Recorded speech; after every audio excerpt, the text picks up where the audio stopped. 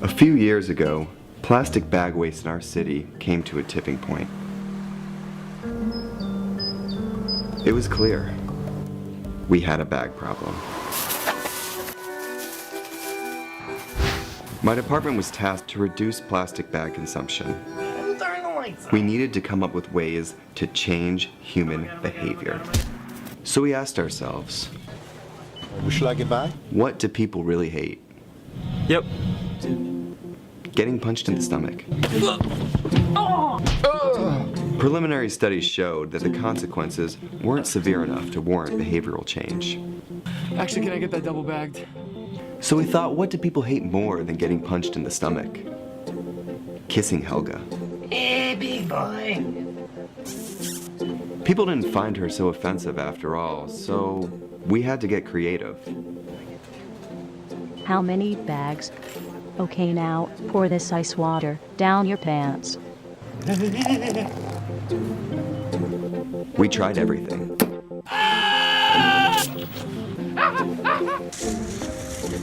Eat this rat. Defuse this bomb. Even fighting your clone. After blowing through millions of dollars of government funds on research, I came up with a brilliant idea. Why don't we just charge 5 cents per bag? That's a stupid idea. Would you like a bag? Yes. 5 cents a bag. 5 cents? 5 cents? Do I still have the option of getting punched? Honestly, I don't know how everyone else missed it. Why don't you just get a reusable bag?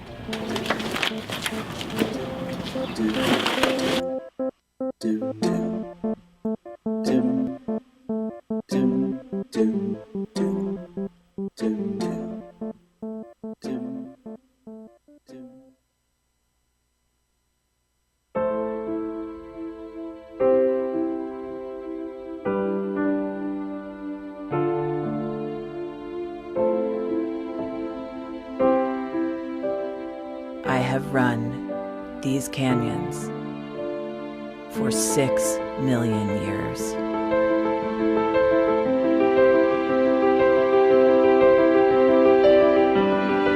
I have traveled from the Rocky Mountains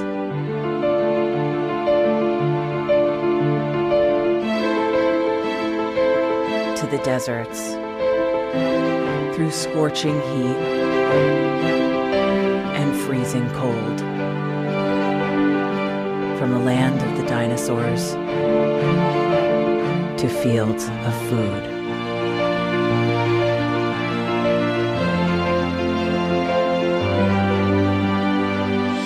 I lend my hand to 7 states, 2 countries, 9 national parks, and 36 million people across an arid West. I am not the strongest or the largest, but I am the hardest working.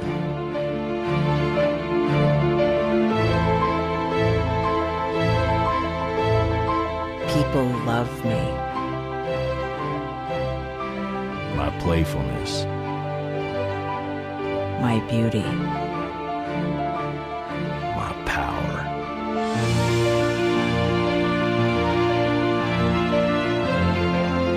My life.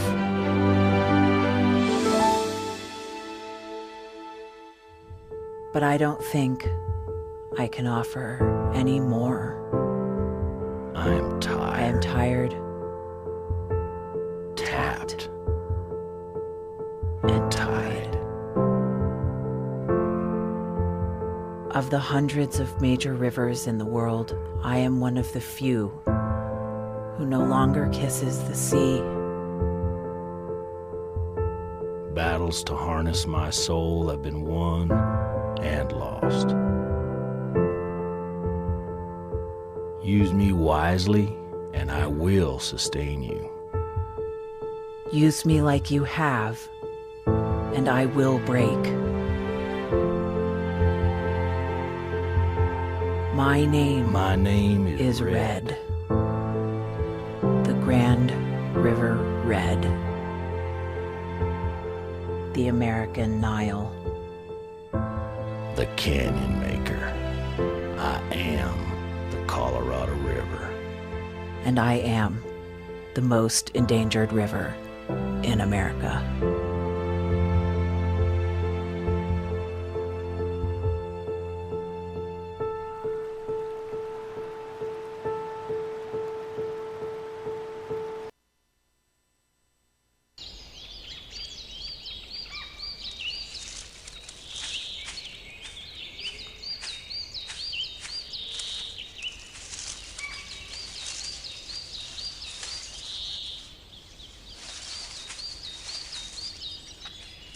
At Earth Justice, we defend the environment in the courtroom.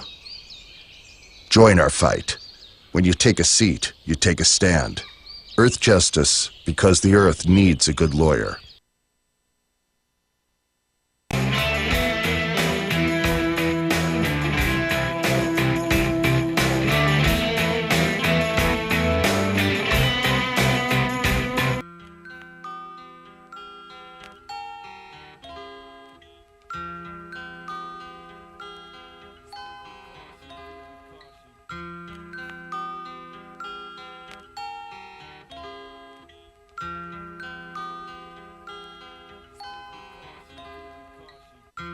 Just this month, my bill was like $138. Even at one phone call a week cost me $40 to $50 every month. I am living on a fixed income of SSI, so this is really a great hardship. Families are being punished. When they incarcerate your children, they incarcerate the whole family.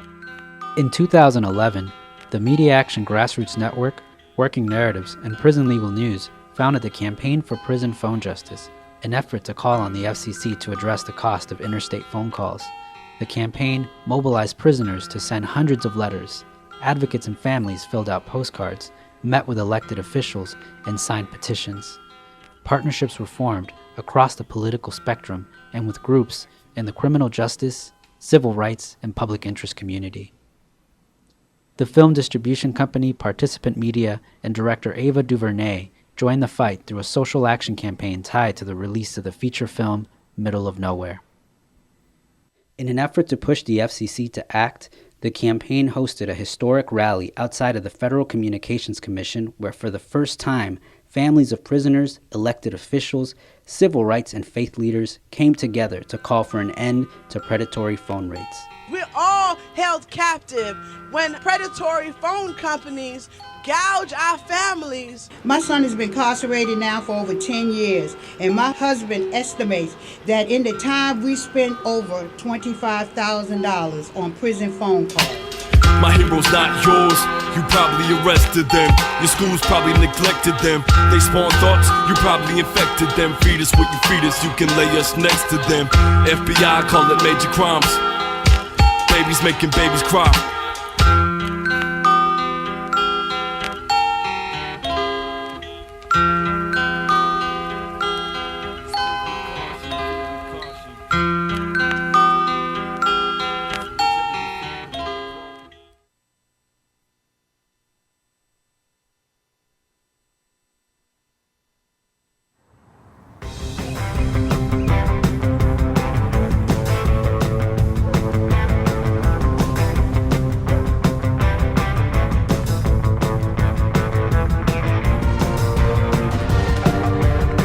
You know, sometimes when I'm walking down the street, I'm not necessarily looking out and seeing all these water-wasting lawns and people that aren't as connected to their neighbors and their lives as they could be.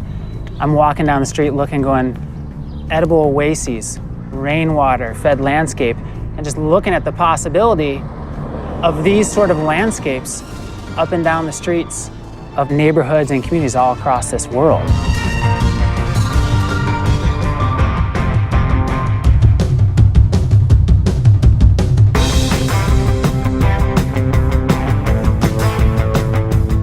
Small actions do ripple and they add up and they have a cumulative impact.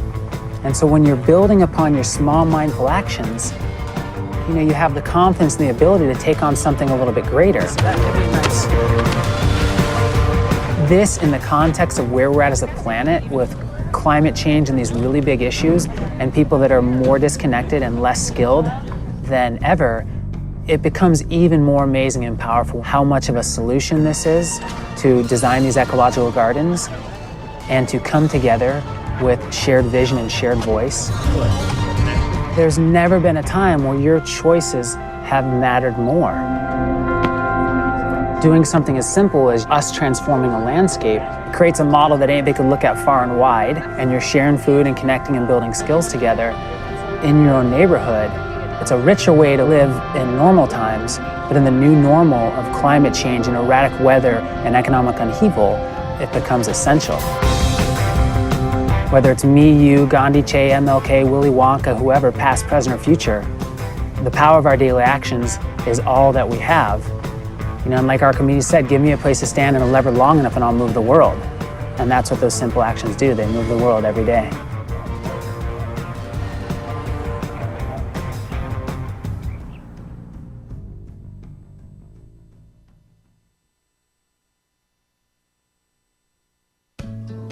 You wouldn't let money just blow out of your house.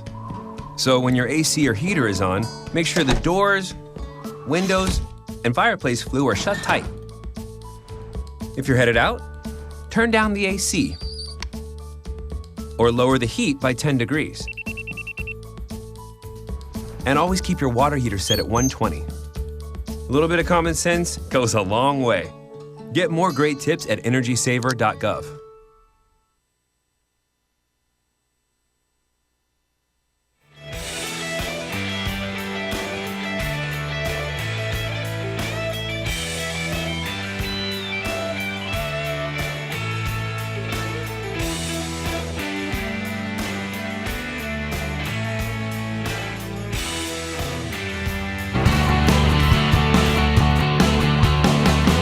Broadcasting around the nation, on your radio, on your TV, and online. This is The Bill Press Show. Good morning. This is The Bill Press Show. I'm Karl Frisch, filling in for Bill this morning. More about me at karlfrisch.com. That's KarlFrisch. I'm a friend of Bill's, formerly of Media Matters, and a bunch of Democratic campaigns and Capitol Hill gigs to boot. You can also follow me on Twitter and join in the discussion at Karl Frisch. And give us a call at 866-55-PRESS. That's 866-5577-377. And, of course, we always want to begin the show by getting into the news. So let's go ahead and go to Elisa with some news. This is the Full Court Press. Just some other stories making news today. A sleepy Bay Area suburb, Fremont, California. I don't know if you're familiar with that. Oh, yes. Just outside in the East Bay over there. Right. They're up in arms right now this week about a new sex education book. Strictly for ninth graders that parents claim goes a little bit too far in explaining the birds and the bees. The book includes graphic details about foreplay, pleasuring oneself, and, you know, it's San Francisco, bondage. I have trouble believing that it actually gets into bondage. Yeah, and really, how do you... some uptight parents who think that something is bondage, but I'm all for letting kids know about the other subjects. Exactly. I think that's how you keep them out of trouble. And there's no point in lying to them or pretending like this stuff doesn't happen. We might as well educate them about the things they're already doing. Yeah, exactly. Especially when it's, you know, in San Francisco, you do see things, so it's best to know what you're seeing. Almost 2,000 parents have signed a petition asking the school district to remove the book. The school board president, though, is declining, saying it is important information. You know, parents want to be the ones that answer the question, Mommy, what's a leather daddy? Yeah, exactly. What's that spike for? I don't understand. Yeah. Is there a leash involved? Then also, I guess it was inevitable. With all the remake series hitting TV in the last decade, Candid Camera is finally making its comeback. And who should host but Mayim Bialik, a.k.a. Blossom. Really? Blossom will be hosting with the series creator's son, Peter Funt.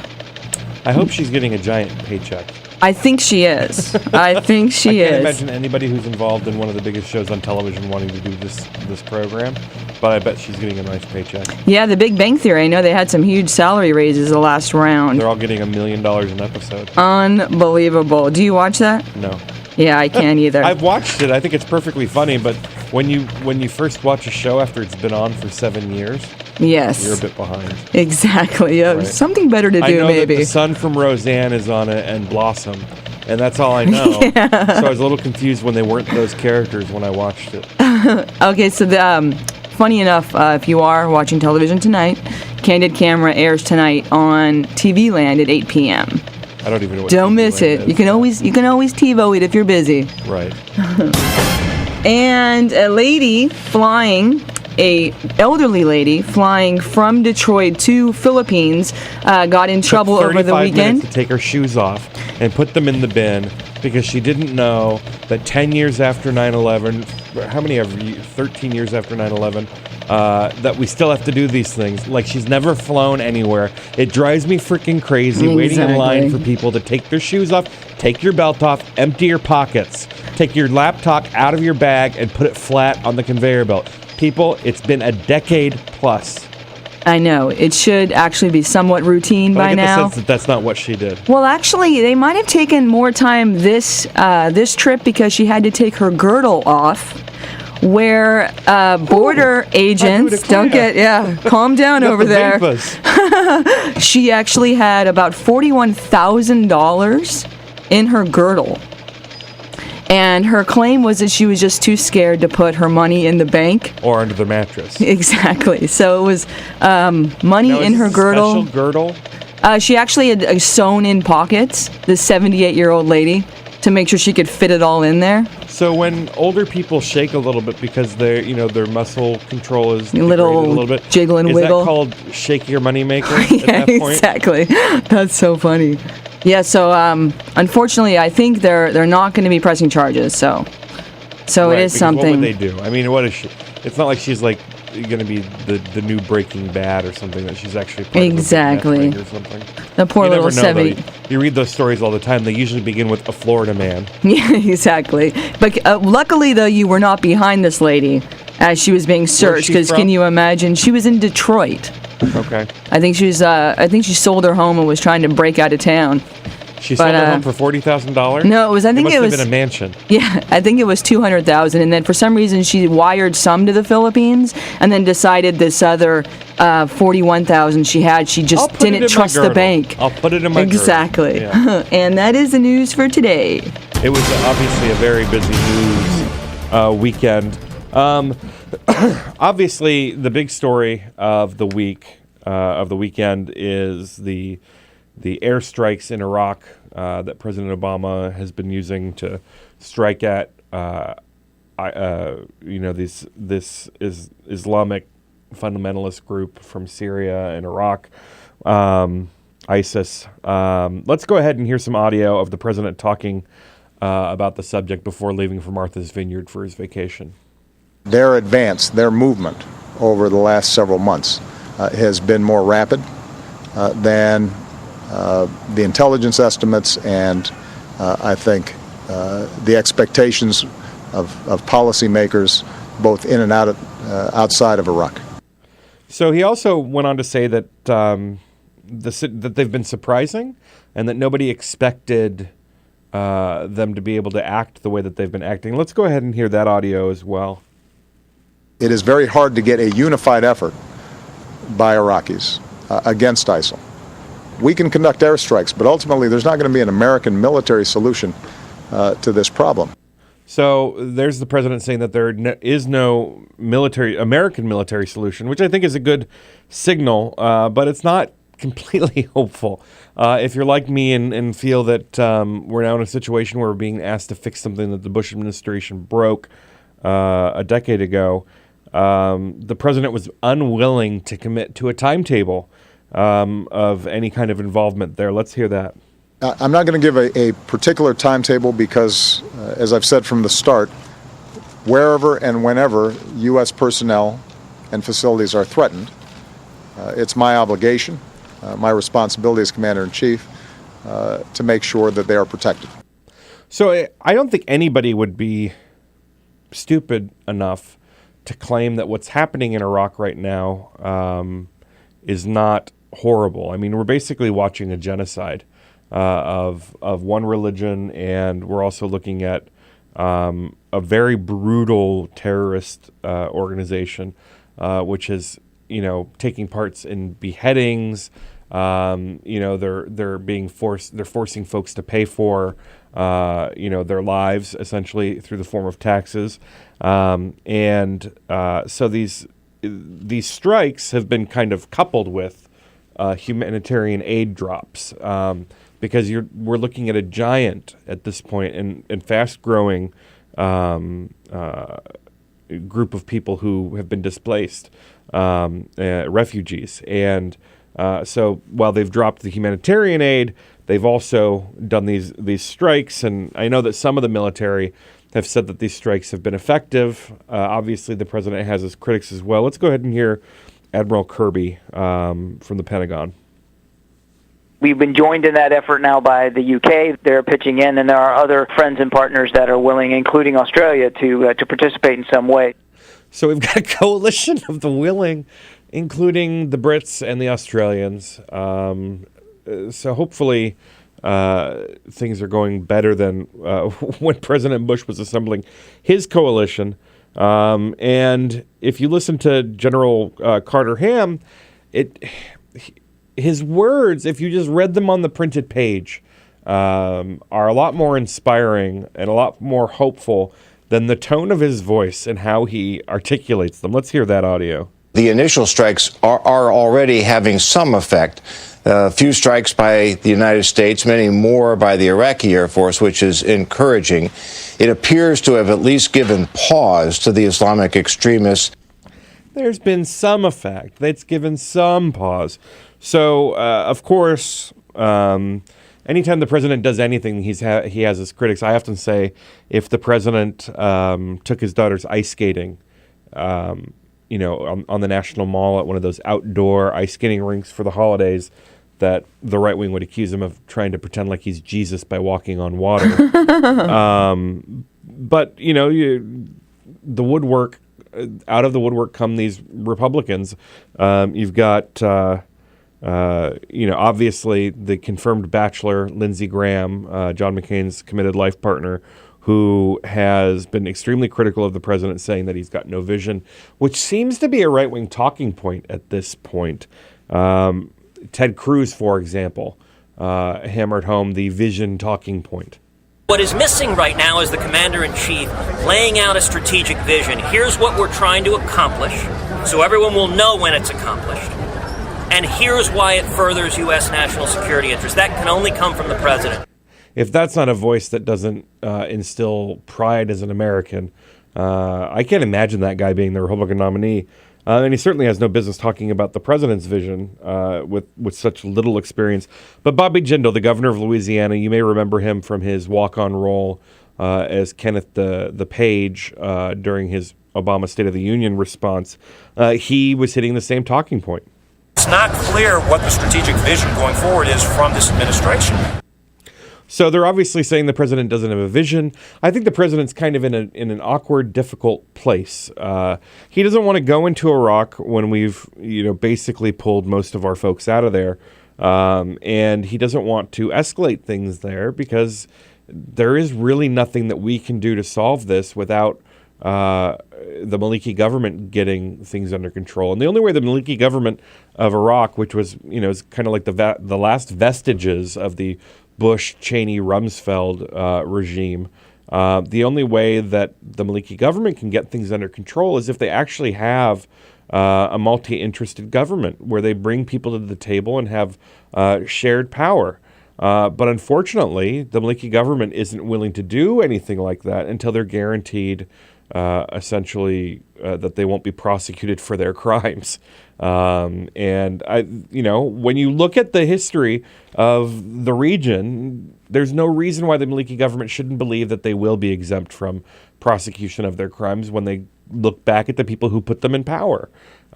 Bush, Cheney, Rumsfeld, etc. They never stood any kind of consequences for what they did in Iraq.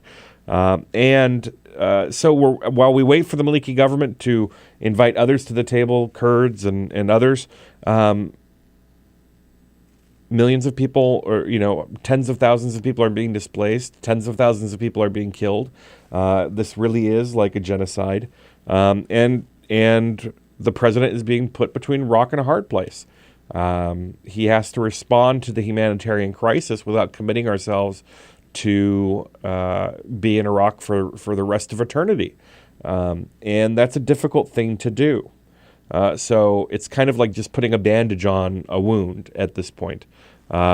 You do some targeted bombing with our planes on ISIS, and you do some dropping of humanitarian goods for the displaced refugees, and hope that can buy some time until the Maliki government gets off its tail and invites other stakeholders to the table so that we can get this under control. The only way that you're going to get the various regions of Iraq under control is if a military/police presence of people from those regions takes control. And the only way that's going to happen is if the Maliki government allows them to do that and brings them to the table and equips them. And I think that if that were to happen, if the Maliki government was able to get these stakeholders at the table to work together, then we might be able to say that the White House and the American government will supply these different regions with what they need, with the weapons and other gear that they're going to need. But we're not going to solve this in one segment. We'll be back in just a bit to talk about this and much, much more. This is the Bill Press Show. Filling in, I'm Karl Frisch all morning.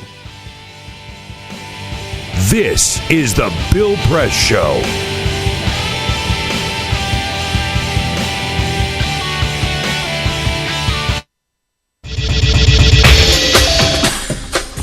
Tune into Free Speech TV for Democracy Now!, a national, independent, award-winning news program bringing you people and perspectives rarely seen on corporate media. Grunt work.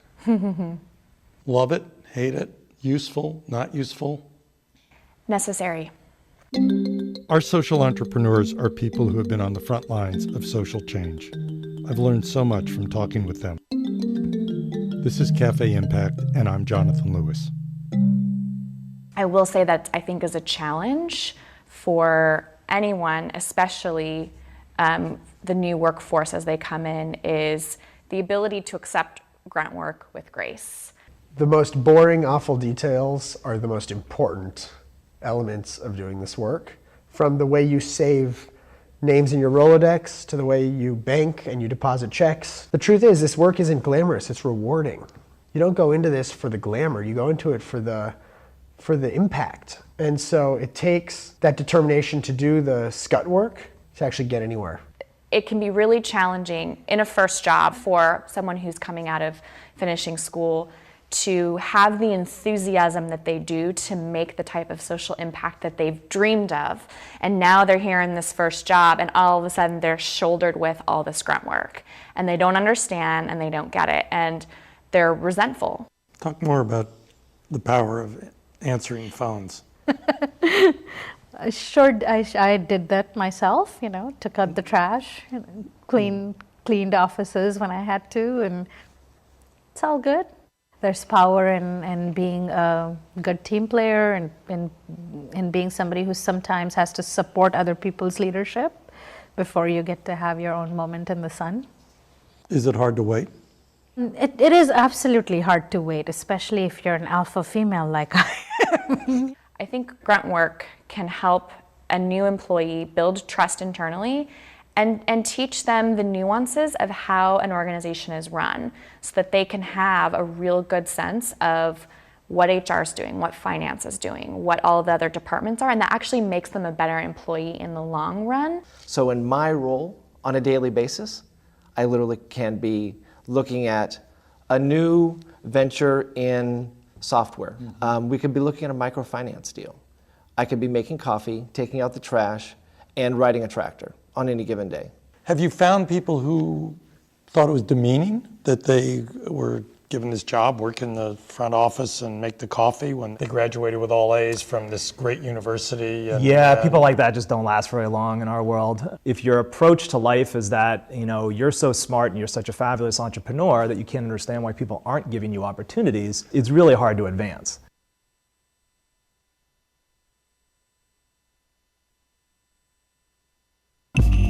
Tune in to Gay USA with hosts Ann Northrup and Andy Hum for in-depth coverage of lesbian, gay, bisexual, and transgender news. Watch Gay USA every week, only on Free Speech TV.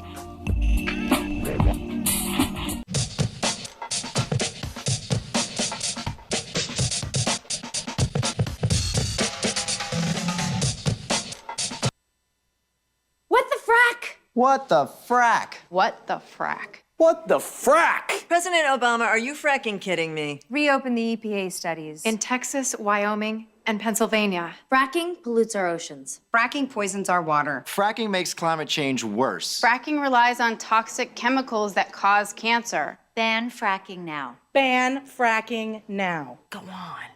Ban it. Ban fracking now. Please.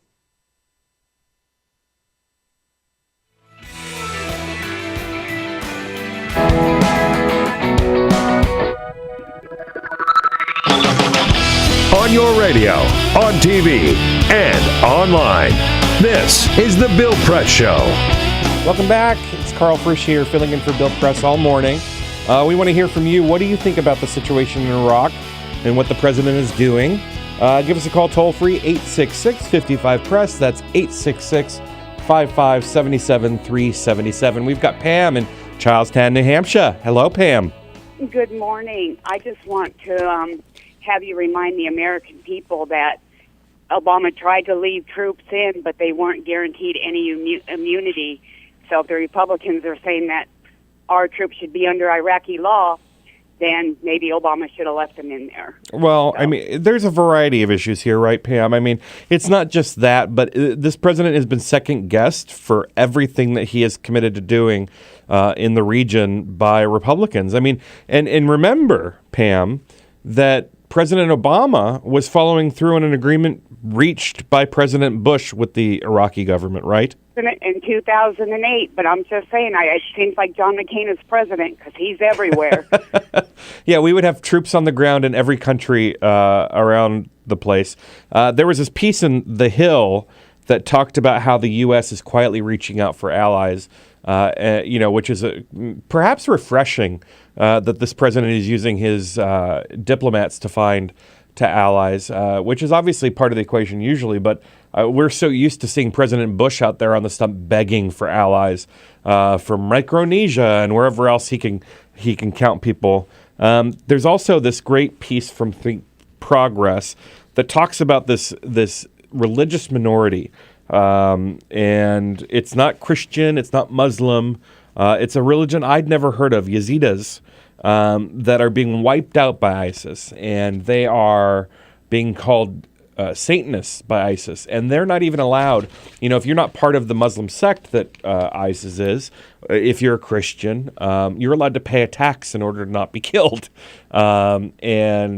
This group, this faith, which is relatively small in the region, about 40,000 people, are just being slaughtered. They're being called Satanists by ISIS. So there's this great piece over at Think Progress that I encourage you all to read. It's absolutely fascinating, especially if you've never heard of these folks. Like, I've never heard of them before. I keep calling people folks. I feel like I'm a Republican president or something. But nonetheless, it's certainly harrowing. And we want to know what you think about the situation in Iraq and the situation, these targeted airstrikes that the president embarked on this weekend, as well as the humanitarian effort that's underway for the thousands and tens of thousands of folks who have been displaced. Give us a call toll-free, 866-55-PRESS, and we'll be back after this with more on Iraq and other subjects you won't want to miss. Stick around.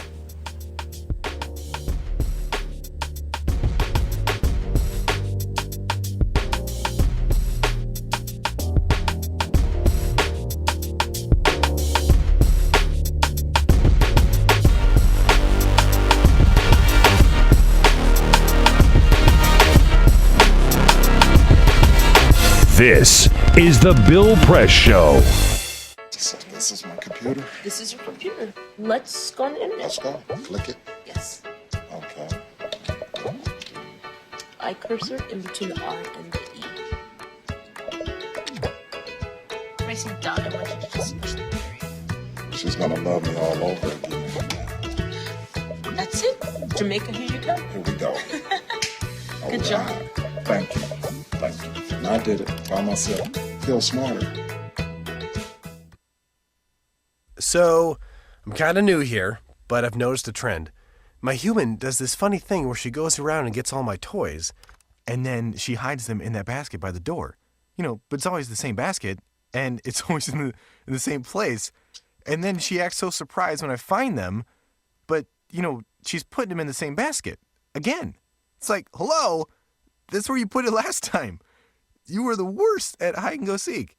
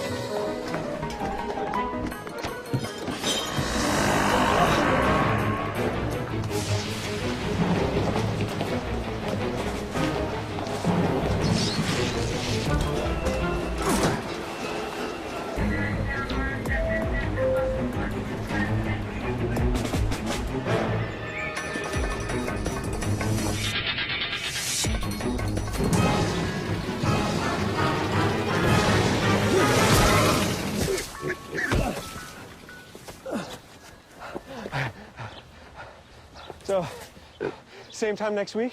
Well, of course. Put away a few bucks, feel like $1 million. For free tips to help you save, go to Feed the Pig.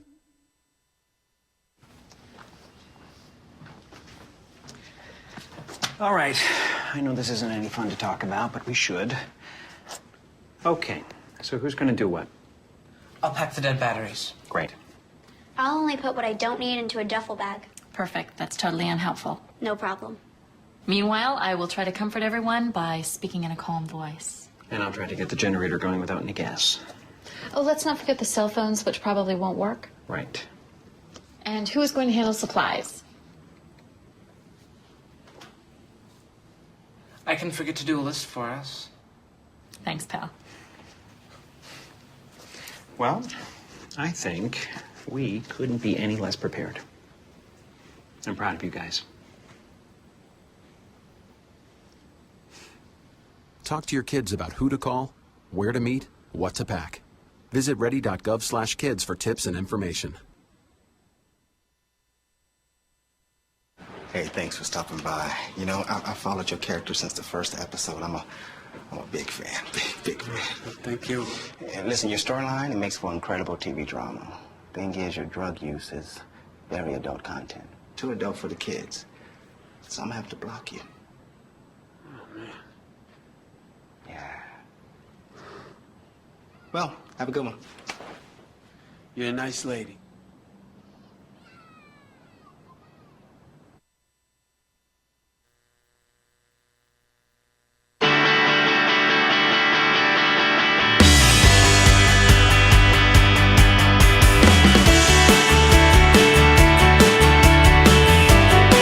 Connect with The Bill Press Show on Twitter. Follow us at BP Show and tweet using the hashtag WatchingBP. This is The Bill Press Show. Welcome back. This is Bill Press Show. I'm Karl Frisch, filling in for Bill all morning. You can follow me on Twitter, too, at Karl Frisch. That's KarlFrisch. Look me up on Facebook. Find me online at karlfrisch.com, and we'll stay connected and join the conversation at 866-55-PRESS. That's toll-free, 866-55-77-377. We were talking a bit about Iraq this morning. But in other international affairs news, or security news, I guess, you've probably heard the story of the CIA, the NSA, and the Senate Intelligence Committee. Senator Dianne Feinstein has really been out front on this. So, gosh, I guess it's been about a year and a half ago that the CIA director was asked whether or not the CIA had been snooping on the Senate Intelligence Committee, which was working on reports about, we're going to be getting the Senate Intel report about torture and other subjects very soon. And from anybody who's seen it, they say it's going to be a blockbuster thing that we are going to be shocked to read. And at the time, the CIA said, absolutely not. That's preposterous. Of course, we would never do such a thing. How dare you accuse us of being so underhanded and unscrupulous? And then a little while later, it turned out that they were underhanded and scrupulous, and that they did. They should have been called on the carpet for it. And you mean they lied? Yeah, they lied. No way. Who would have thought that a spy agency would lie?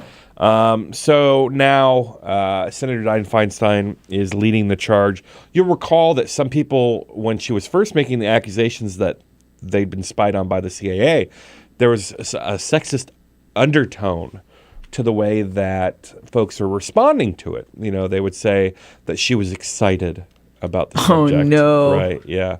I'm surprised they didn't just come right out and say, ever since Dianne Feinstein went through the change. She's a little heated now. Yeah, she's been so heated. But she was right.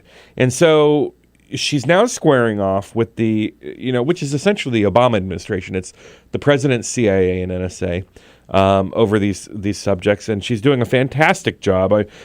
Bill Press and I have a couple things in common. We're both from California. I guess he's from Delaware originally. But he spent most of his professional life in California.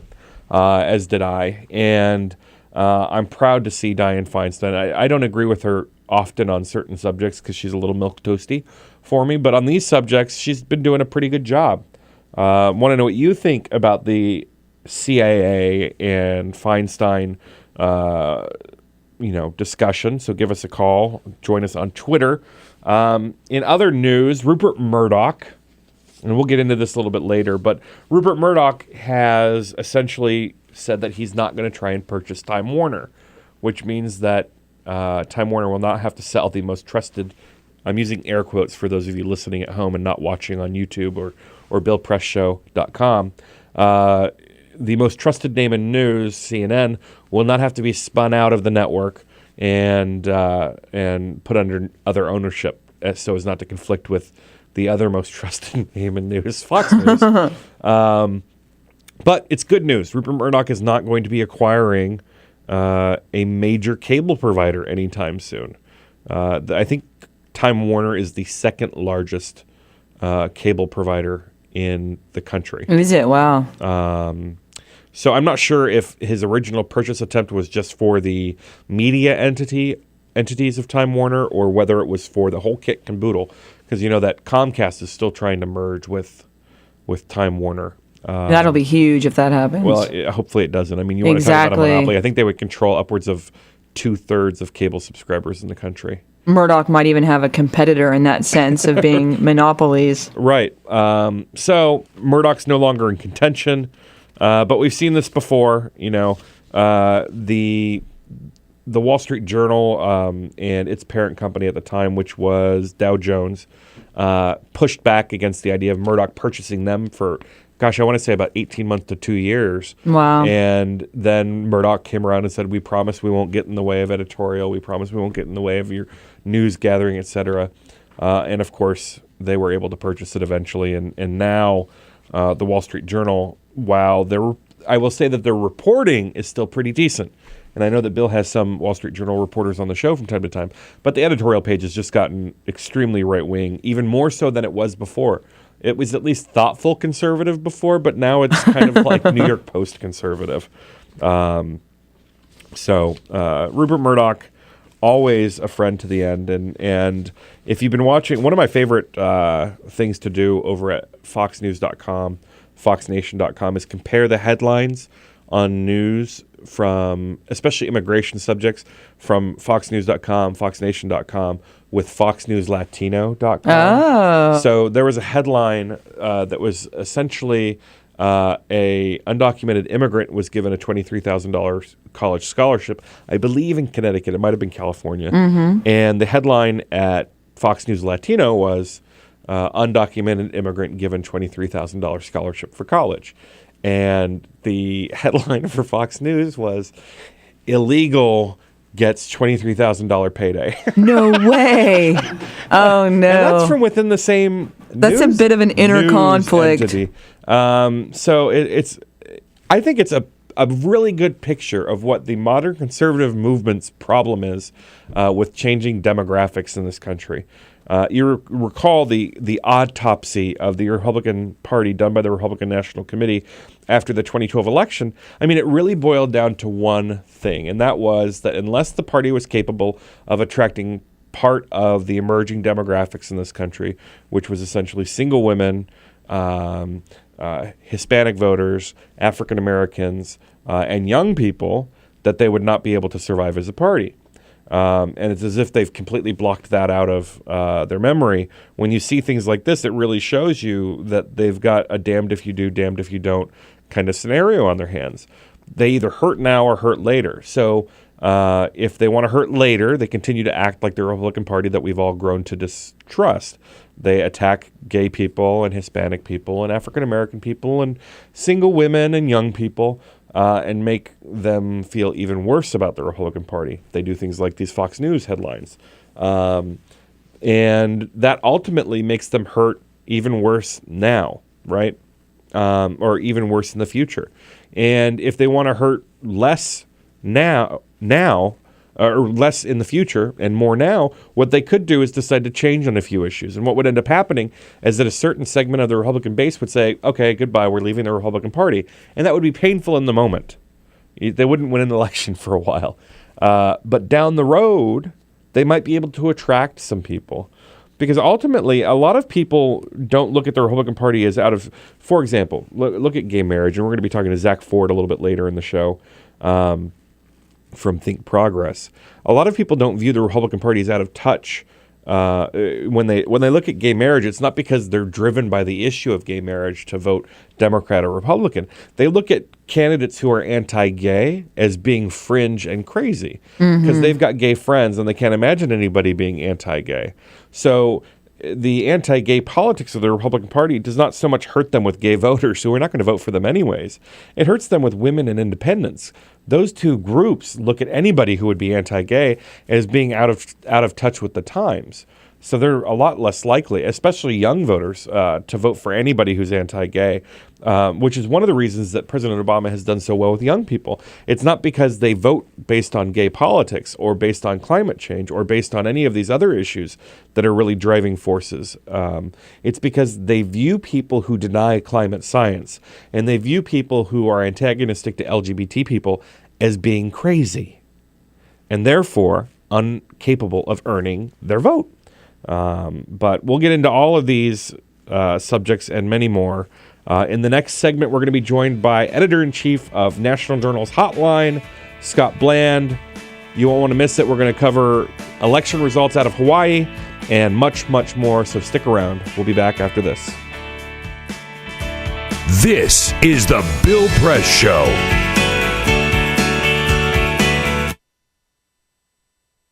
What the frack? What the frack? What the frack? What the frack? President Obama, are you fracking kidding me? Reopen the EPA studies. In Texas, Wyoming, and Pennsylvania. Fracking pollutes our oceans. Fracking poisons our water. Fracking makes climate change worse. Fracking relies on toxic chemicals that cause cancer. Ban fracking now. Ban fracking now. Go on. Ban it. Ban fracking now. Please. Now hear this. Now hear this. I want to talk to you about a critical issue of our day. Net neutrality. If you spend time on the internet for work or school or fun, listen up. In case you don't know what's going on. We're halfway to the apocalypse right now. The bill effectively ends what's known as net neutrality, which is the concept that everyone, everywhere should have free, universal, and non-discriminatory access to the internet. No matter what your political agenda, Net neutrality protects your freedom of speech. The multi-billion-dollar corporations like AT&T, Level 3 Verizon, Cogent, Comcast, and others want to be able to decide which websites open quickly, which don't, what information passes through, and which does not. You know what that means? They want to come in and discriminate Against Musicians, Small business entrepreneurs, special interest groups, competition, consumer choice. political and environmental activist groups, bloggers, democracy church groups, and average Joes. They seek to impose and expand an empire of oppression. they want to undermine the democratic potential of the internet. That isn't fair. We cannot allow this to happen.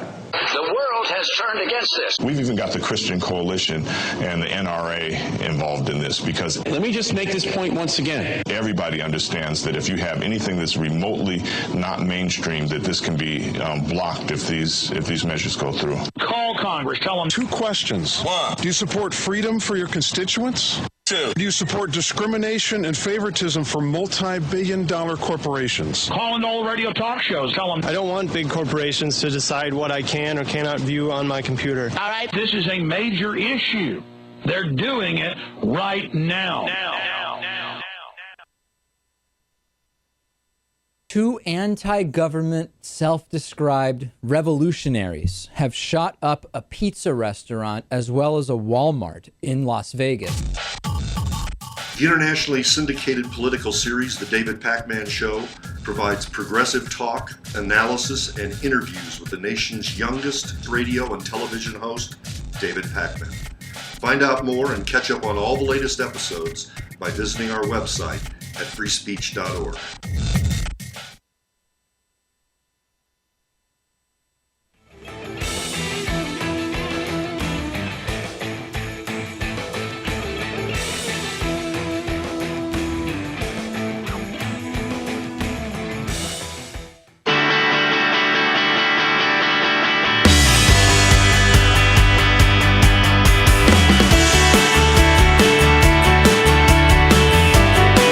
On your radio, on TV, and online.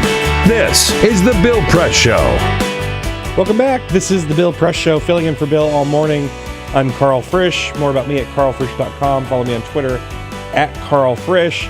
Joining us now, as he does each week, to talk about the latest news. In particular, I want to get into the Hawaii elections and the problem Republicans have faced for the last couple cycles when it comes to primaries is the editor-in-chief of National Journal's Hotline, Scott Bland, who you can follow on Twitter at Hotline Scott.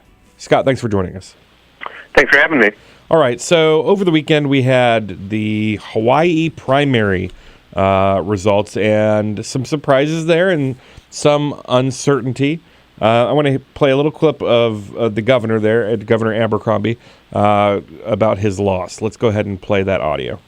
Whatever shortcomings I have, whatever faults that I have, I can guarantee you, one of them has never been a failure to give all I can every day that I can for Hawaii. Voters obviously didn't see it that way, Scott. He lost handily to somebody with very little money and power. Yeah, that's exactly right. I mean, Neil Abercrombie, as he admitted there, has some faults, and Democratic primary voters have agreed with that assessment for a while. He had some of the lowest ratings of any governor in the country for some time now, and that wasn't helped by courting some controversy over the last few years with elements of the party, with his choice for Dan Inouye's Senate seat, and some stuff with labor and pensions, and just generally having kind of an abrasive attitude a little bit. But still, I don't think anyone was expecting him to lose his re-election primary 2-1, which is exactly what happened. It was actually more than 2-1 against a 3-decade state legislator who no one really knew much about, even as the campaign went on. And to that point, I mean, it's probably with good reason that Abercrombie was a little abrasive in assuming that he could do pretty much whatever he wanted. I think there's only been 2 Hawaii governors who have ever lost re-election at all, let alone lost their party's nomination. Mm-hmm. Yeah, and he's the first to ever lose a primary, I believe, and it's actually still it's pretty rare for governors to lose primaries. I believe this makes him the fifth in a decade. And you go back and look at who some of the names involved with that. You've got like rare political talents like Sarah Palin and Claire McCaskill. Sarah Palin didn't lose. She just served half of a term. She didn't lose anything, right? She just resigned. No. She beat a sitting governor in a primary in 2006. Right. And Brian Sandel and stuff. And now we're adding David Ige to the list, which seems kind of incongruous, but. Well, maybe he'll be a future nominee for vice president. Who knows? You never know. But at the same time, there was also the Senate primary, perhaps more closely watched by folks here in Washington because it's, first of all, a Senate race, but also because Emily's list was deeply involved as well. And the race is, according to at least Representative Colleen Hanabusa, not over yet. Let's hear that. When you have what we had to deal with and you come out where we are now, it's amazing. And that's why this campaign is a winning campaign. And it ain't over till it's over. So Senator Brian Schatz, who filled the shoes of Senator Daniel Akaka, has really been working his tail off to be seen as a progressive champion in Washington, knowing that he was going to have this tough primary. And maybe it paid off. Maybe it didn't. They're only separated by like 1,000 votes, I understand. Yeah, I think it's something on the order of 1,500 or 1,600 at this point. So basically now at this point there are two precincts on Hawaii Island, on the Big Island, that have still yet to vote because it was postponed because of tropical storms last week, and so they're going to vote by absentee now. And so technically, Hanabusa is still in the race, but I think there's something on the order of 8,000 registered voters in those precincts. So it's according to Hawaii News Now, it's mathematically enough to flip the race, but Hanabusa would have to win such an overwhelming percentage of those ballots that it seems pretty unlikely. And also, you got to remember that. Definitely not every one of those 8,200 registered voters is going to turn out for this, even though the election, may hang in the balance. That's just not the way it works. I wonder how much these two candidates are going to be spending on just these two precincts. That's something that we're going to be keeping an eye on over the next few days. Certainly the outside groups that have been involved with the race have kind of turned their attention to this little stretch of territory. So, obviously, I think during the 2014 midterms, folks have been watching much more closely, and you've got a great piece at National Journal about this, with the Republican primaries, specifically the Senate primaries, which have, I believe, finally come to a close. Lamar Alexander, Lamar exclamation point from Tennessee, won his primary pretty handily, making him the final Republican senator with a serious Tea Party challenger to win renomination, making it the first election cycle since 2008 that a Republican senator has not lost nomination to a Tea Partier. Yes, that's right, and it's pretty impressive, frankly, that the Republican incumbents put together a perfect primary record this time, considering that that hasn't been done in a few cycles. But the thing that I find interesting.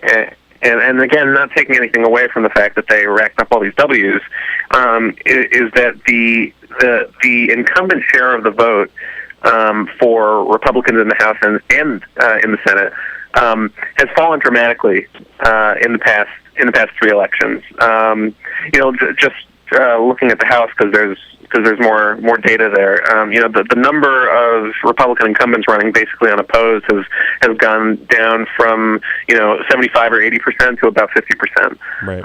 In the Senate, you had as many Republican incumbents finishing below 60% of the vote this cycle as you had in 2010. Won a bunch, or in 2010 or 2012 or 2008 when a bunch of people lost, and so. Especially when you get to that, I think obviously the point of the campaigns is to win, and we shouldn't, we shouldn't understate the importance of that. But when you get to a point where you're talking about, a few, like in Mississippi, a few thousand people deciding to vote or not that day, the difference between how we view the cycle in terms of how incumbents performed. I think it's important to keep those margins and those vote shares in mind, because it really speaks to how potent some of this anti-incumbent feeling is, especially considering that some of these challengers weren't all that great. And I wonder. I love how we can put the here in Washington, we can put the writing on the wall, forgetting for the Tea Party, forgetting that it was only a few months ago that Eric Cantor, the majority leader of the United States House of Representatives, lost renomination. Scott Bland, editor-in-chief of National Journal's Hotline, thanks so much for joining us. Thanks for having me. All right, this is the Bill Press Show. In the next hour, we'll be joined by my good friend, the syndicated columnist and investigative reporter, Tina Dupuy. Stick around. This is the Bill Press Show.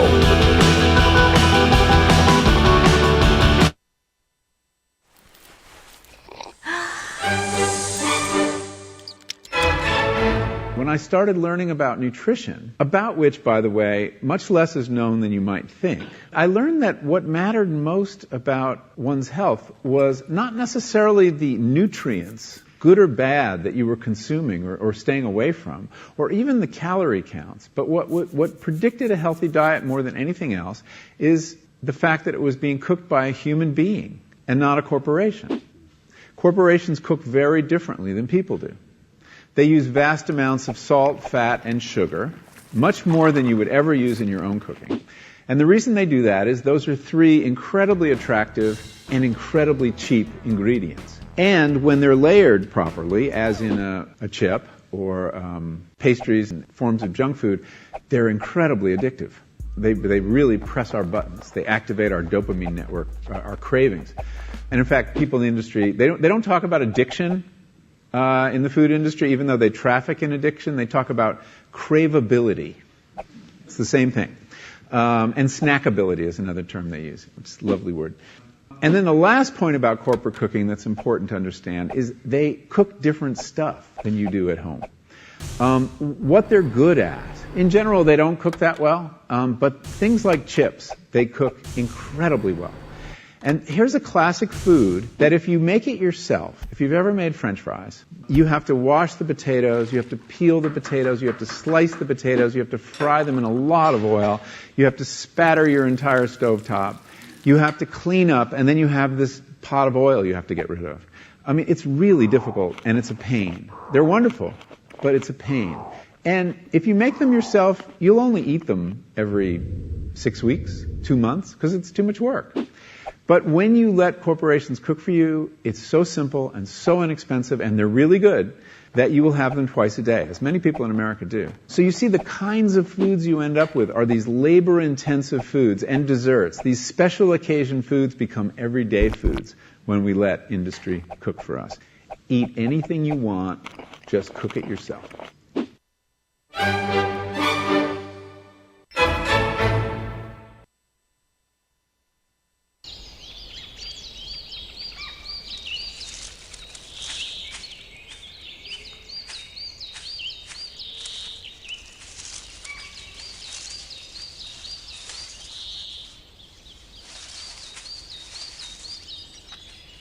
At Earth Justice, we defend the environment in the courtroom. Join our fight.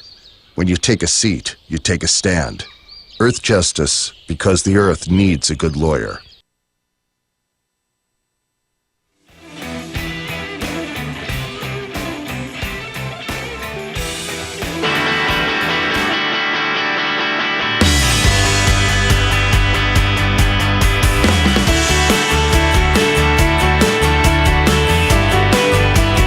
On your radio, on TV, and online. This is the Bill Press Show. All right, as we close out this first hour of the show today, Karl Frisch here, filling in for Bill Press. Wanted to let you know we've got a lot of great talk coming up today. Tina Dupuy, the syndicated columnist and investigative reporter, will join us in the next hour.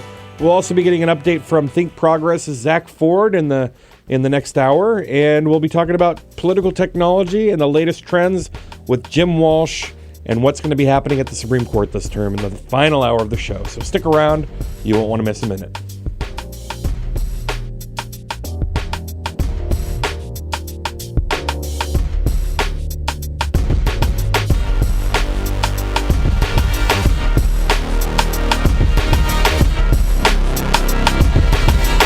This is the Bill Press Show.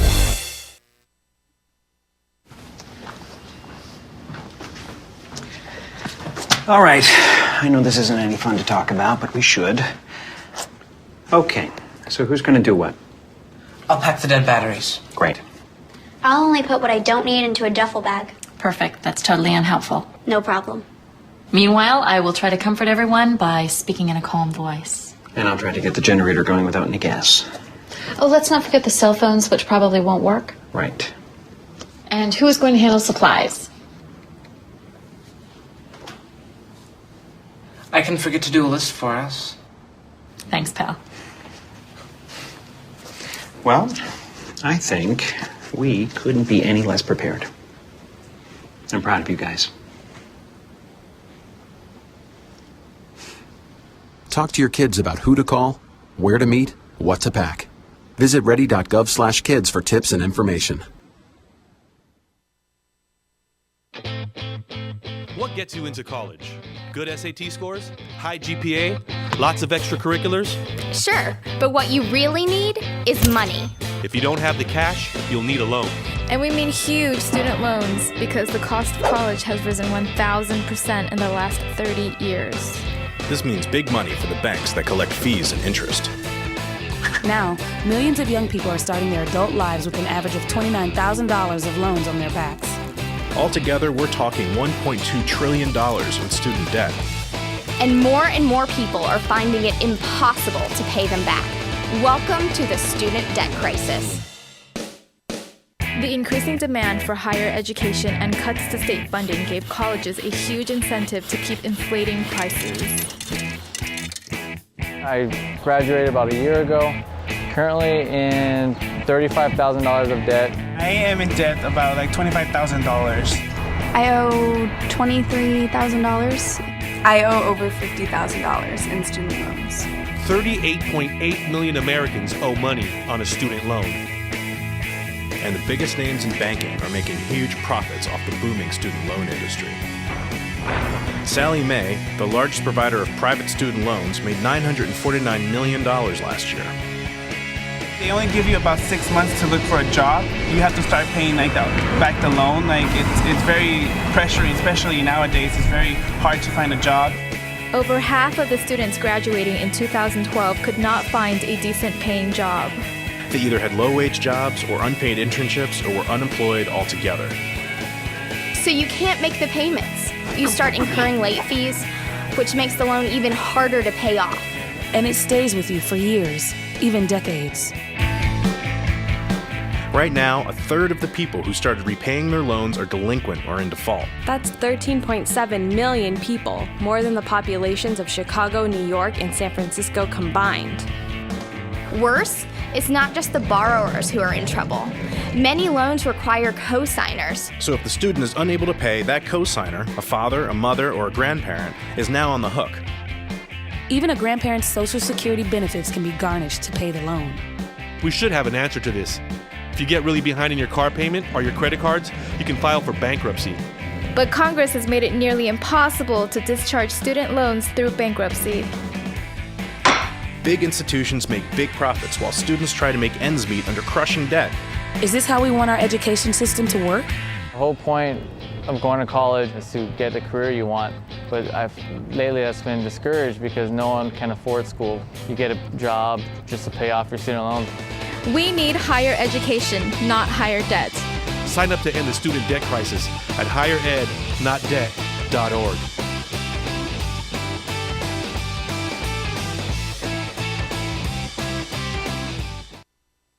I wrote Black Stats because I wanted to compile an easy reference of contemporary information to help inform our conversations about Black America's current conditions. The final play, take me through it. Well, I'm the best corner in the game. When you try me with a sorry receiver like Crabtree, that's the result you're gonna get. Don't you ever talk about me. The way in which he was cast as a thug and the way in which people negatively responded to him engaging based purely on his appearance and his so-called cockiness, I think is associated with a stat that we found, how Black players are 67% of the players in the NFL, but they receive 92% of the unsportsmanlike conduct penalties. There's this ongoing criminalization and negative or destructive public narrative associated with being cocky and black. Over time, this very destructive image of a welfare, sort of the welfare queen, has played a role in how people respond to poverty and, I guess, among black women. Black people now account for less than a third of TANF recipients. So this idea of a black welfare queen really just has no credence and is not really justifiable. Often in education, we hear, probably more often than not, that black parents are not engaged in conversations about education at home. In fact, 83% of black high school students have had their homework checked at home, compared with 57% of white students and 59% of Asian students. The popular narrative for so many years has been there are more black men in prison than in college. We have more work to do when more young black men languish in prison than attend colleges and universities across America. And that's not true. Today, there are 600,000 more black men in college than there are in prison. So in the conversation about progress, 84% of black Americans aged 25 and older now have a high school diploma or better, compared to just 31% in 1970. And 20% of black Americans have a college degree or better, compared with just 4% from 1970. So there is a story of progress. The other thing I wanted to say that is least talked about is the level of service among black college students. HBCUs, historically black colleges and universities, actually have the highest rate of student involvement in service than any other colleges. And that level of civic engagement is a story that we could definitely tell much more.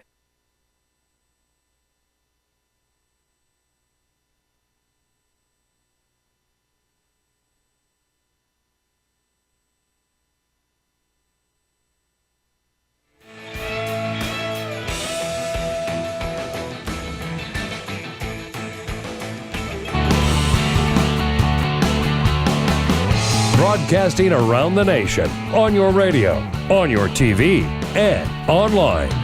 This is The Bill Press Show. Welcome back to The Bill Press Show, filling in for Bill all morning. I'm Karl Frisch. You can follow me on Twitter at Karl Frisch. That's KarlFrisch. Look me up on Facebook. You can also sign up for emails at my website, karlfrisch.com. I am excited because a good friend of mine is now with us. She is the syndicated columnist and investigative reporter, Tina Dupuy. You can follow her on Twitter at Tina Dupuy. That's Dupuy. Tina Dupuy, thanks for joining us. Hi, Karl. How are you? I'm swell. Thanks for getting up so early. Anything for you. You might be the only person in Manhattan awake right now. Allegedly, we never sleep, but at 7 a.m. on a Monday, we tend to. I think the people that you want to surround yourself in New York, they do sleep. It's the people that you don't want to surround yourself in New York that don't sleep.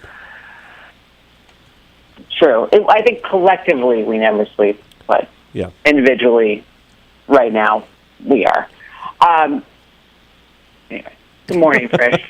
Good morning. So, I wanted to get into the subject of your most recent column. There's this story out this morning, or yesterday rather, about how the White House is saying that one of the reasons that we see falling illegal immigration numbers is because of the warm weather at the border. So I guess when numbers like that fall, also because the economy and there are fewer jobs up here, but when numbers like that are seen as falling, the right-wing immigrant haters are going to look for other targets, right? They're going to find these children seeking asylum from violent South American and Central American countries. I thought it was interesting because, when our economy buckled and we had this kind of free fall in our job market in this country, we did see a huge drop in immigration. But what happened on the right wing is that they just continue to say that we were being invaded. The facts actually didn't mean anything when it came to the rhetoric of what was going on the border, because this is such an effective means to kind of rile up the base. If you remember, and I mean, this goes back for millennia. I mean, there has not been at least in this country, since we've been a country, there has not been an immigrant group who's not been shiftless and lazy and possibly bringing disease. I mean, I will say that the Irish, I mean, if we can just be honest, the Irish are questionable. Legit. Yes. And then, and after them, the Italians, and before them, the Jews, and on and on and on and on. Every time that you have an immigrant group or somebody who are outsiders, when they come here, it's really easy for them to be vilified, and and there have been historically a lot. Actually, the Minutemen and these groups at the border who have lost their minds when it comes to immigration, to immigrants coming here. There were the Know Nothings who were anti-Catholic, and they just didn't want. They were the people who were coming over here were Catholic, and they didn't feel like Catholics. They felt that it was their patriotic duty to oppose what they saw as monarchists, because Catholics were adhered to the Pope, and so these new America, America was a very young country at the time. They felt like they were defending their country and democracy in the Republic by opposing monarchists flooding our shores. Now we have this. Now we have where everyone seems to. It's more of like now you have a new immigrant, or the son of immigrants, someone who's an immigrant himself, Ted Cruz, being the leader of a voice for a movement that is against amnesty, which is exactly what our country, what this country has with Cuba, right? Right. So if you are a Cuban, born in Cuba, if you get to America, it is U.S. policy. Well, and before you say it, just for people that don't know, Senator Ted Cruz of Texas is Canadian and Cuban. Yes, his parents were from Cuba. He was born in Canada, and then he migrated here. Right. And the reason why he was able to come here is because we have, wait for it, an amnesty agreement with Cuba. Not agreement, but we've been trying. For Cubans. Cubans. We've been trying to essentially bleed all the talent and money out of Cuba for the last 50 years. So what we've done is, if you are Cuban and you get to the shores of this country, and since in the 90s it was called dry feet, and so if you got to actual land as opposed to just being in a boat on water in international waters, you immediately got refugee status. Which, I got to tell you, Tina, I really like immigration policy set by hopscotch rules. Right. So right, precisely, and I was like, I think I tweeted the other day, Mama, immigrants or refugees, don't let your babies grow up to be Ted Cruz. Right. But so now we have the new crisis at the border is that there are unaccompanied minors, children who are trying to seek asylum, and they're being called illegal, which is actually completely not true. These are in fact legal immigrants. There was a 2008 law signed by George Bush. It was a bipartisan law that kind of went under the radar. Again, as we had some other things to be focused on at that moment, because our economy was in free fall. So there was a 2008 law that basically roughly says it was supposed to thwart human trafficking. Right. And so it applied to unaccompanied minors from nations that were not Canada or Mexico. And it gave them special protections, and one was that they would be able to go through the immigration process quicker, kind of jump the line, as it were, and they would get a hearing in the immigration court and legal counsel. That was just one of the protections. So these kids who are coming here and who have been, heckled, and of course they've been rumored to have a disease, which be carriers of disease, which is, this kind of like horrible barb that again we've had with every single immigrant group who's ever crossed any kind of border, starting with, when the Jews left Egypt, and really no joke. Every time there's been a group of people who, since we've had civilization, as soon as we've had others come in, they're always some kind of threat. Anyway, so these kids that are coming over here, they're absolutely not illegal. This is what the law. They're refugees. I mean, it's very clear what they are. I mean, and you kind of laid out in your column by talking about the attacks on these kids, because that's what they are. They're children, and some of them are infants. These attacks where they're, called disease carriers.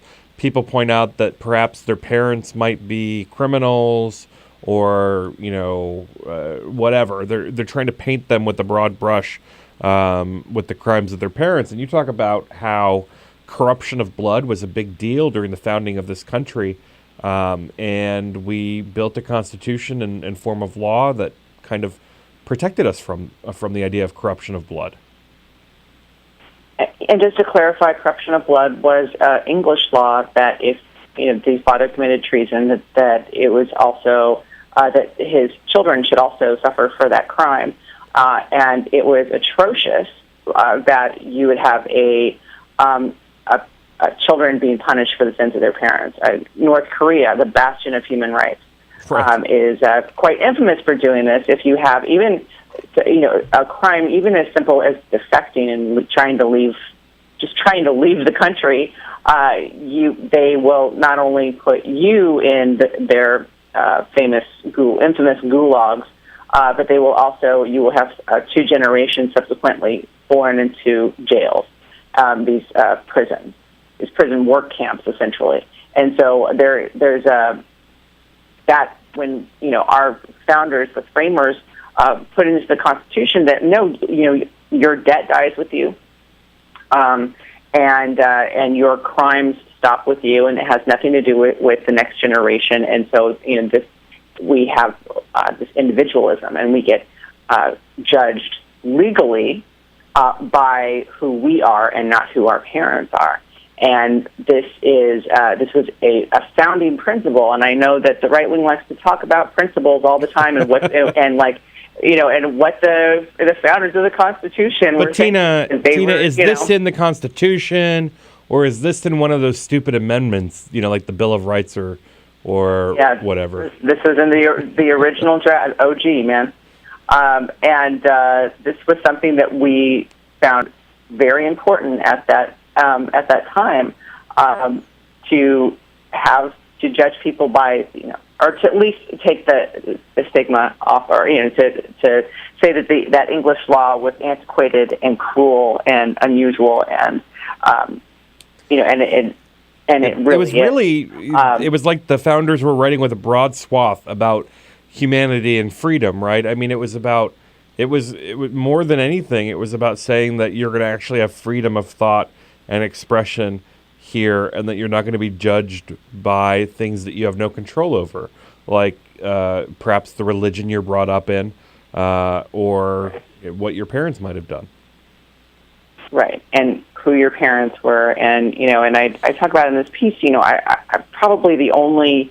I might be the only syndicated columnist who was actually raised by the state, so I do have a little bit of an opinion about how we as a country, we as a country, and how we treat children who do not have parents, or children who are wards of the state, and what that means, and what we do.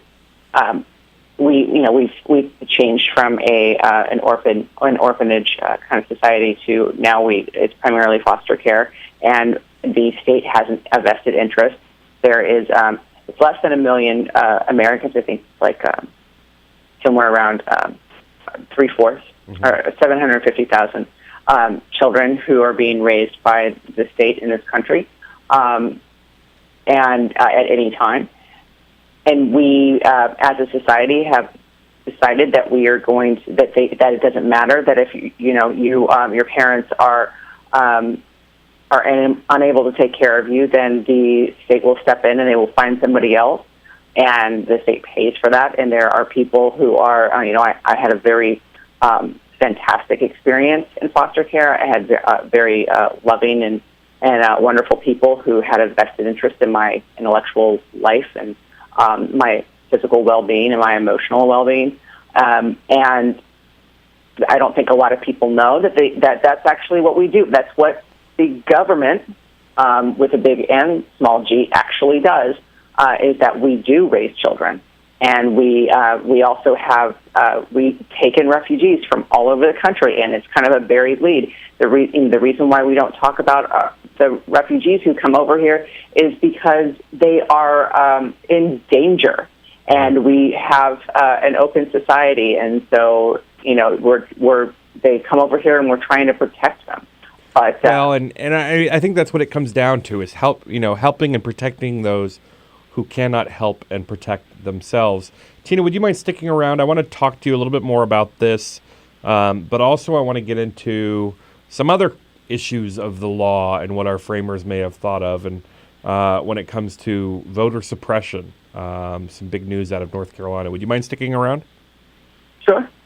Alrighty, this is the Bill Press Show. Stick around. We're talking to Tina Dupuy. We want to know what you think about the immigration issue and the humanitarian crisis at our border.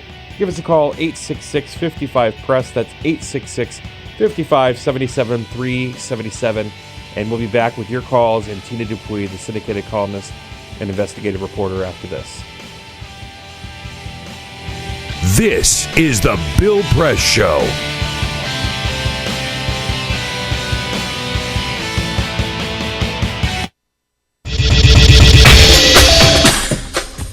Tune into Free Speech TV for Democracy Now!, a national, independent, award-winning news program bringing you people and perspectives rarely seen on corporate media.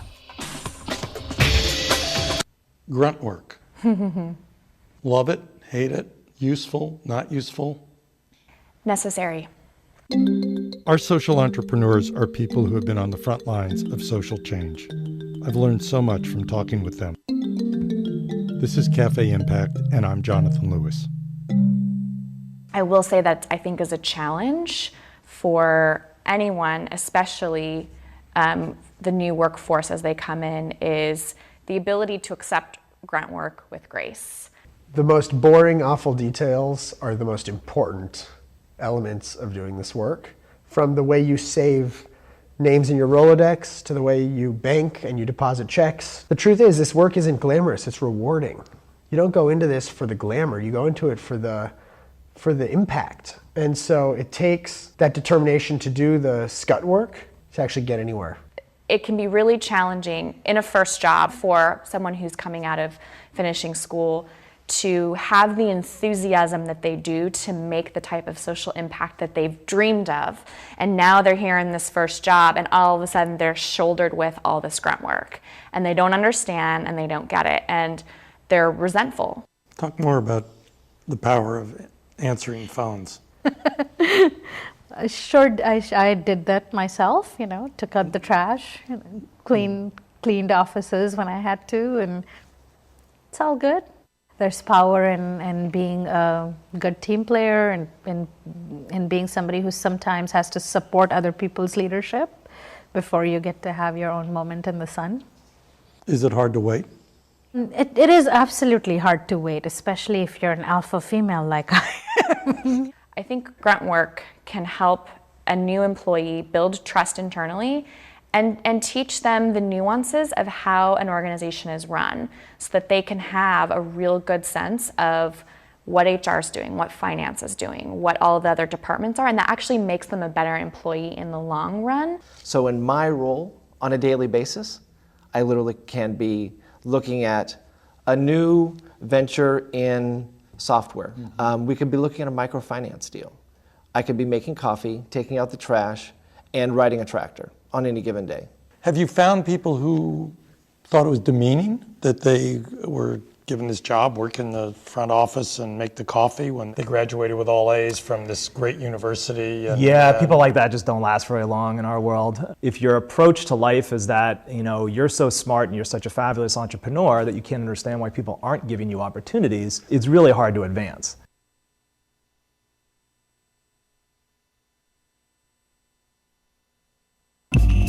Tune in to Gay USA with hosts Ann Northrup and Andy Hum for in-depth coverage of lesbian, gay, bisexual, and transgender news. Watch Gay USA every week, only on Free Speech TV.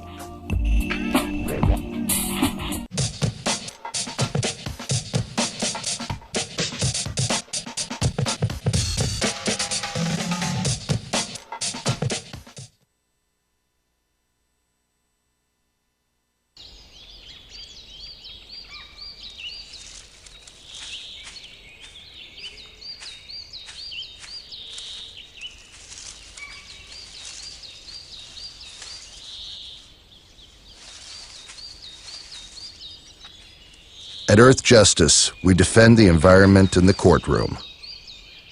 Join our fight. When you take a seat, you take a stand. Earth Justice, because the Earth needs a good lawyer.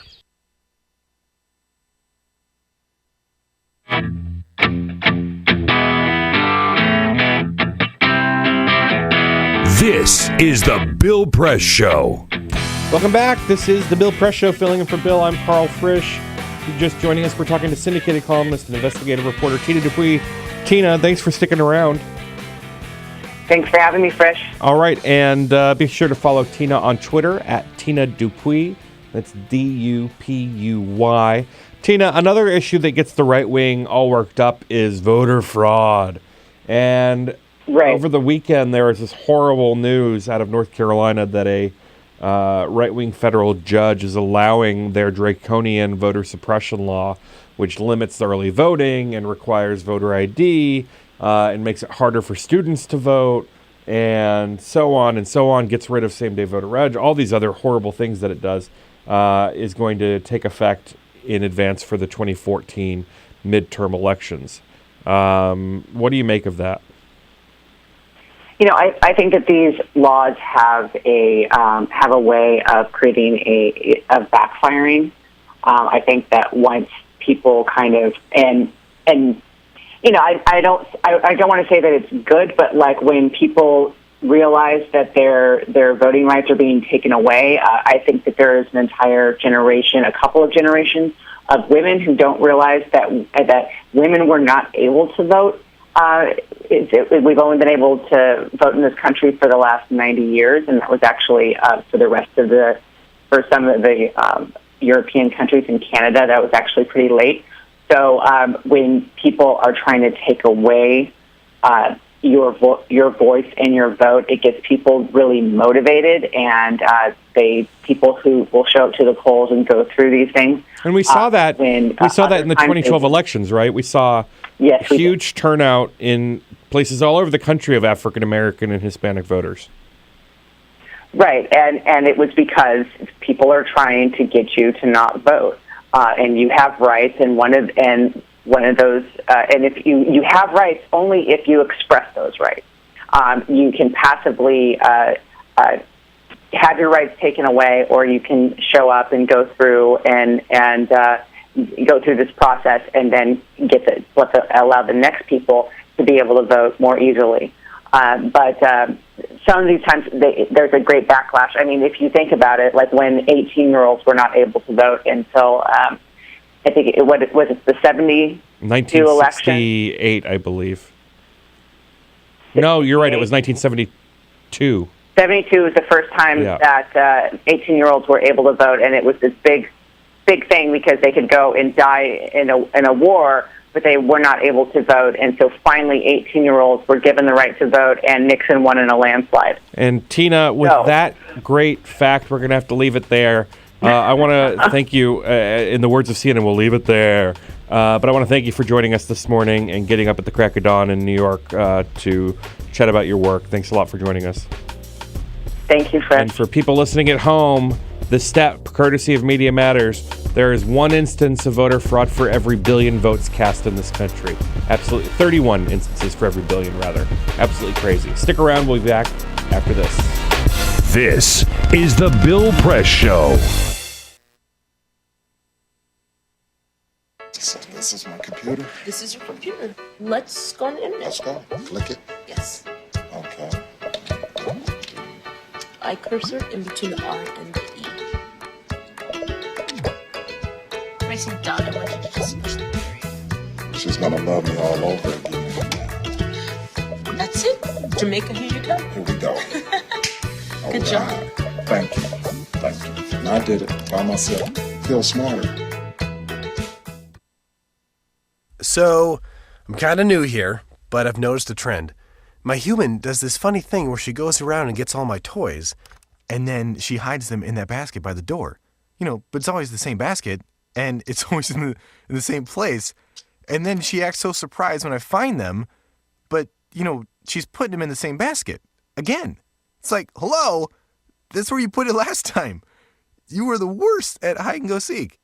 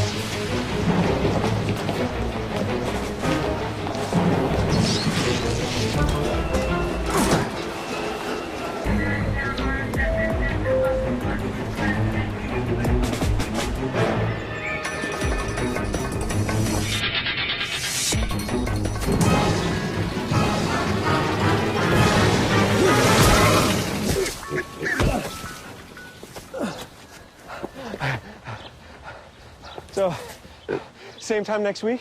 Well, of course. Put away a few bucks, feel like $1 million. For free tips to help you save, go to Feed the Pig.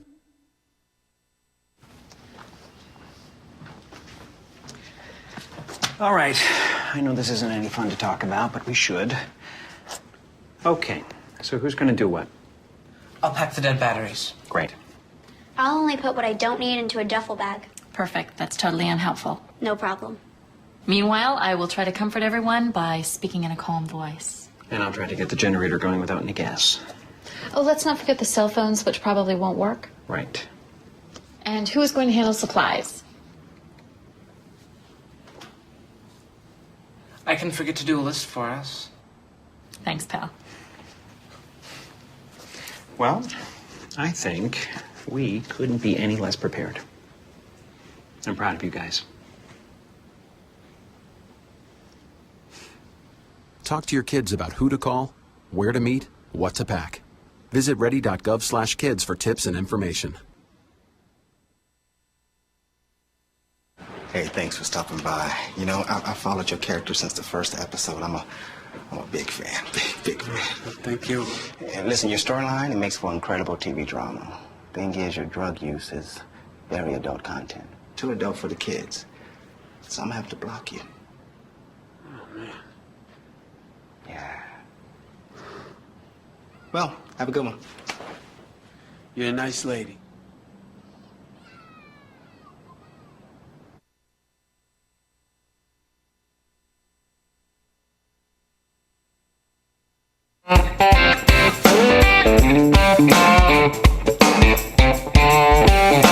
Connect with The Bill Press Show on Twitter. Follow us at BP Show and tweet using the hashtag WatchingBP. This is The Bill Press Show.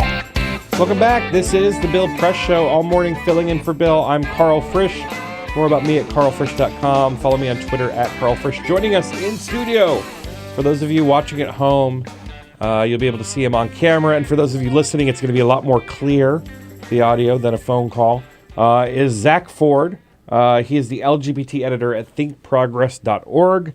You can follow him on Twitter at Zack Ford and visit and read his work at thinkprogress.org. Zack, thanks for joining us in the studio. I'm glad to be here. And, I wore an Igor kind of shirt because Igor's on vacation, and I know there's lots of lovers out there. He's not allowed to take a vacation. He's overdue. He needed a vacation. No, I'm glad disagree. that he's taken a nice long I one. think Nira needs to crack the whip and put you guys to work. Yeah, because Factory we don't do conditions, anything over there. 1820s. I'm picturing when you have children, bring them to work with you to press the buttons. Sure. Yeah. So live our values is what I like to say, or live the Heritage Foundation's values, rather. But I wanted to bring you in because we've had some interesting developments in the LGBT equality fight, both on the marriage side and on the employment non-discrimination side. So why don't we start with marriage, where we've had a couple different things happen. First, you have folks petitioning out of Utah and out of Virginia to get cert at the Supreme Court. And for layman's terms, that means that Virginia and Utah and Oklahoma are asking the Supreme Court to take their marriage cases, which would put the question before the court yet again. Indeed. And Ruth Bader Ginsburg said in a recent interview that she is fairly confident that the court will take another case by 2016 at the latest. I imagine that it'll be hard for them to say no to the Utah case, if any, because they're the ones who put the stay in place after the original lower court ruling. They stepped in and said, you've overturned this ban, but that doesn't mean same-sex couples can marry. This case has to play out first. So they kind of already... Don't you think Kennedy, Justice Kennedy likes to think of himself as like the man, and his legacy is more important to him than probably his wife.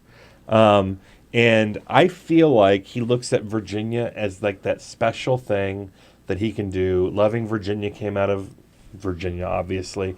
And if he can take the Virginia case and use that as the basis for an argument in support of marriage equality nationwide, it's just kind of like icing on the cake. It very well may be that's what they do. And that cake has a groom and a bride and a bride. Sure, and then we see our favorite lawyers, Ted Olson and David Boies, come back to the Supreme Court again to talk about same-sex marriage. And then we would see, I think it's the Alliance Defending Freedom that's defending the county clerks there in Virginia. Right. And so we would see the sort of top legal network for the Is Christian that Maggie right. Gallagher? Who would do that? They have a whole ton of lawyers, and I don't remember all of their names. Maybe Austin Nimitz is on that case. I don't remember. That sounds like a superhero villain. So these filings are telling, I understand, and I've read some of it. I've not read the actual filings themselves.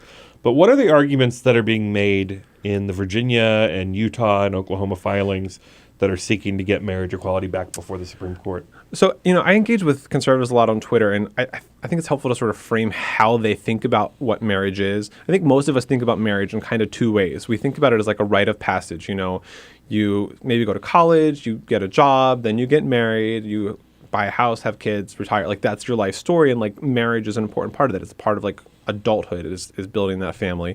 And then we talk about the rights and benefits of that, right? There are financial benefits, there are legal benefits. We can see from LGBT elders what the consequences are if you don't have a long-term partner in terms of poverty, in terms of not having a family to support you when you have health issues. Well, this has been an and that adjustment kind of period, stuff. I think, for a lot of the community. Because when I was growing up, and I'm only 36, when I was growing up, my story that I had in my life was graduate from high school, go to college, get a job, maybe have a couple relationships, buy a house, blah, blah, blah, blah, blah.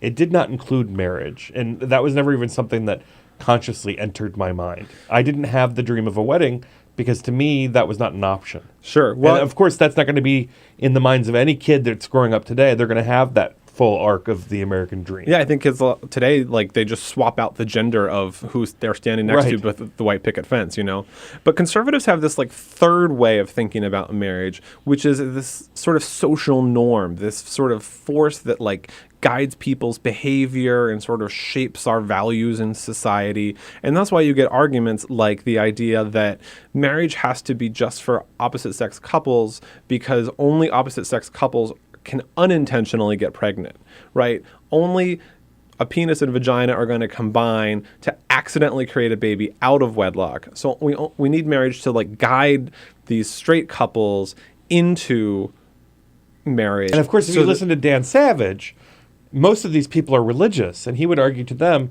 aren't you putting limitations on God's ability to perform miracles by saying that he couldn't, if you're saying that elderly people can get married or that the sterile people can get married because God can give them a baby, well, certainly, if God can give sterile elderly people babies, he can give them to a same-sex male couple or a same-sex female couple. Well, sure, and as Dan Savage says, we keep trying. So right. One of these days that might happen. But then another argument they make, for example, is the idea that if we're saying that mothers and fathers are the same, that you can swap out a father for another mother, well, that's going to send the message to all these heterosexual men out there that fatherhood's not important, and it's going to encourage more of them to abandon their families. And I just, the idea that who we allow to marry... But there is, in fairness, tons of social science research backing those claims up, right? Not at all. None? No, I mean, they have a lot of data that show... I'm shocked. A lot of research that shows that children do better when they have two committed parents, and so there's lots of research on single mothers and abandoned mothers who are trying to raise divorced their kids themselves. couples. Exactly. Yeah. But none of those studies actually show the same results for committed same-sex couples. Right. But it's just this idea that if we redefine marriage, or as they said a couple years ago, they would say we're going to deinstitutionalize marriage, whatever the heck that means. This idea that we're going to like shift cultural norms in such a way that's going to hurt everybody. And if you get the nicer way for them to talk about their animus towards gay people, really. I mean, they know that they can't come out and say what they used to say about us in the 80s, 90s, and even the early part of this century. So they come up with these ways of talking about it. When if you break it all down, what they're saying is that gay people would harm this institution simply by being gay. Exactly. And they, back themselves into lots of corners. I know your last guest was talking a little bit about foster care, and I always enjoy when they start talking about the children need a biological connection to their parents. Well, I'm personally an adoptee, so I know that that's nonsense because I have wonderful parents that are not biologically related to me, and right. It's absurd to assert that. It's sort of the cart before the horse because you have research that shows that adoptees have different issues, but it's only in the realm of stigma that they should. The idea that like having a biological connection is meaningful, and then you impart that, and then the kids have a negative reaction. But if you just say that like having loving, committed parents is what's important, and having a family relationship is what's important, then all of those things go out the window. Well, and to that point, I mean, they make that argument all the time, and still there are plenty of children being raised in same-sex families, same-sex coupled families. And if the idea is that these are the institution of marriage is something that grounds the couple and protects the children, if it's about the children, what about all those children who are not protected because their parents happen to be same-sex? Exactly. And they find every caveat possible to draw weird lines around everything, all the exceptions, just so that it's based on sexual orientation. Because this is what they're left with. Mm-hmm. They can no longer say in polite company that gay people are pedophiles. They can no longer, in polite company, say that we are defying God's law. They can no longer... They say all these things still, by the way. They just don't say it in polite company, and they would never dream of saying it in the courtroom. They can no longer attack gay people and say that AIDS is the curse that's been put on the gay community for being gay. They can no longer say that gay people can change. All of these arguments have been taken off the table, so this is what they're left with. And is this what we're seeing in the filings in Virginia and Utah and Oklahoma? Oh, so I haven't read the clerk's filings in Virginia because, of course, Mark Herring, the Attorney Right. General in Virginia, is not defending the ban. He wants the Supreme Court to hear it, but he doesn't want the state to defend it. So these are arguments that we're seeing in the briefs filed by the states of Utah and Oklahoma, who are both trying to defend their bans. And those are they don't go any further. I for some reason, I remember hearing that Utah had perhaps put some interesting language in theirs. Not anything Maybe off that the was- beaten maybe that was path. Florida I mean, they protecting say theirs. things like, we're not discriminating based on sexual orientation, we're discriminating based on sexual complementarity or some sexual complementariness. Or That's a fun again, word. it's the idea that like penises fit in vaginas and not butts, and so that's why you should, ban same-sex marriage. I've heard of something called Google. They could just Google those things and find out that that's not true. Indeed. If you're just joining us, we have Zack Ford, the LGBT editor from Think Progress, in studio. You can follow him on Twitter at Zack Ford. You can visit him online at thinkprogress.org. We want to hear from you. Give us a call, 866-55-PRESS. That's 866-55-773-77. We'll be back with Zack Ford in studio after this. This is the Bill Press Show.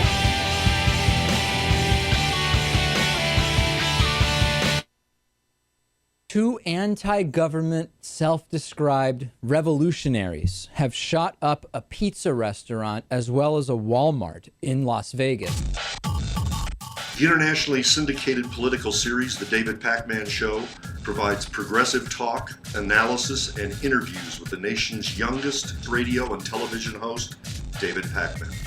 Find out more and catch up on all the latest episodes by visiting our website at freespeech.org.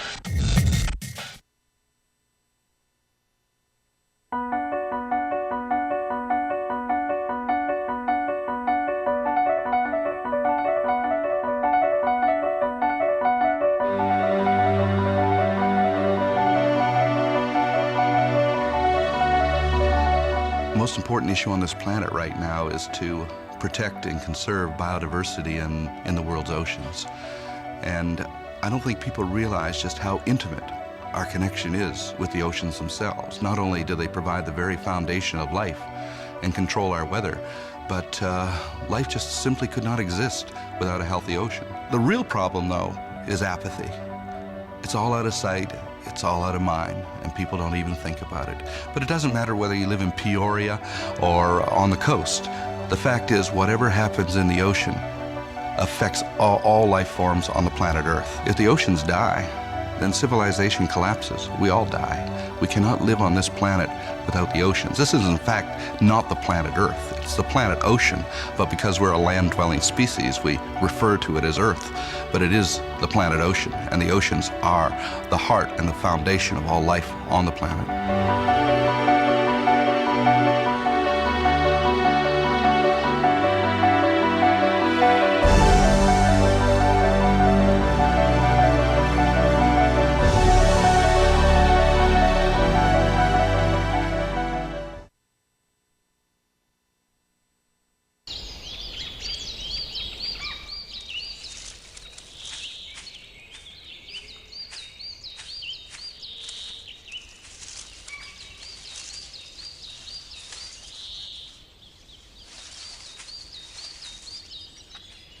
At Earth Justice, we defend the environment in the courtroom. Join our fight. When you take a seat, you take a stand. Earth Justice, because the Earth needs a good lawyer. Tune in to Gay USA with hosts Ann Northrup and Andy Hum for in-depth coverage of lesbian, gay, bisexual, and transgender news. Watch Gay USA every week, only on Free Speech TV.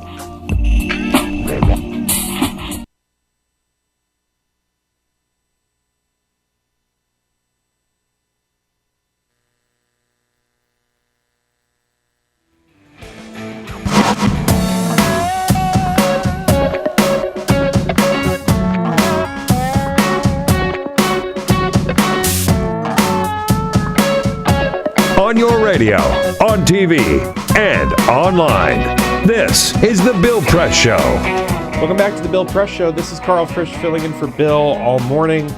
In studio with us, Zack Ford, the LGBT editor of Think Progress. You can find them at thinkprogress.org. And you can follow Zack on Twitter at Zack Ford, ZACKFORD. Zack, thanks for sticking around. Glad to be here. So, pop quiz to the audience at home, particularly our heterosexual friends.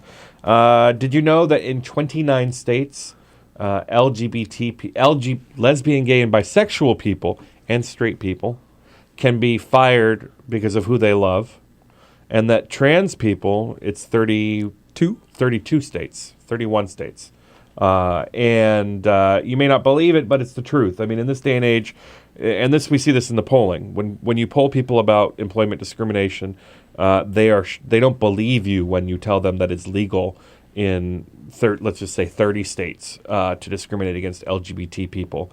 So it's kind of shocking, but it's not shocking if you're LGBT because you know this to be true. Mm-hmm. And then you read stories like what you wrote about in Pennsylvania, where a bridal shop refused a lesbian couple its services. Sure.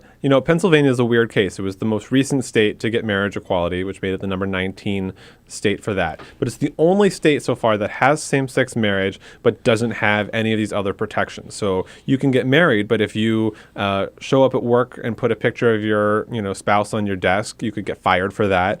If your spouse tries to move in with you and your landlord catches you, he can refuse you housing.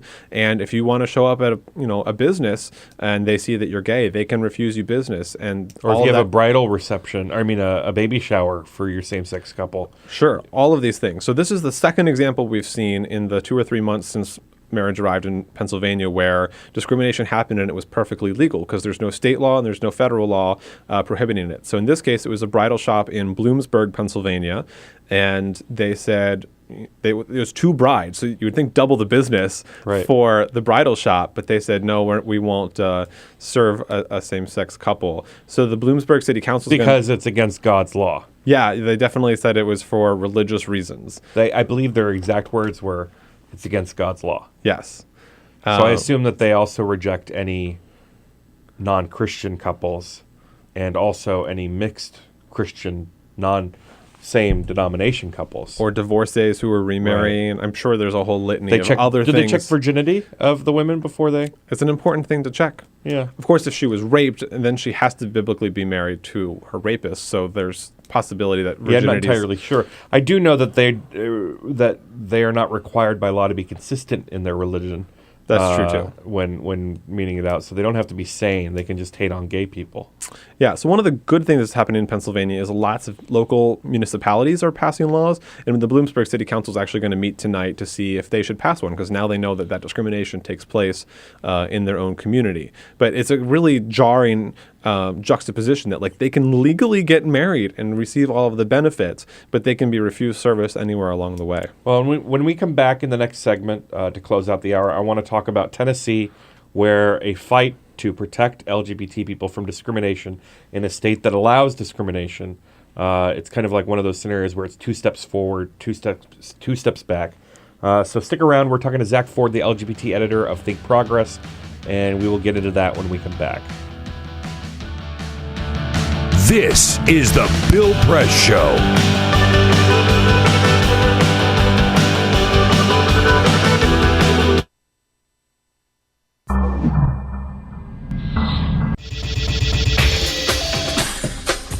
Tune into Free Speech TV for Democracy Now!, a national, independent, award-winning news program bringing you people and perspectives rarely seen on corporate media. I'm the retired bishop with the Episcopal Church as the bishop for all chaplains in federal service. I read that there was a group of people that represented a sense of injustice that I had. We'd lost Zuccotti. There was a kind of a hope that maybe Trinity Church would be gracious and give refuge. We picked this day where we would gather and demonstrate that Trinity was closing its ears to what was happening. We marched around the block, and I realized that, my goodness, they're carrying a ladder. And I thought, well, this is the moment.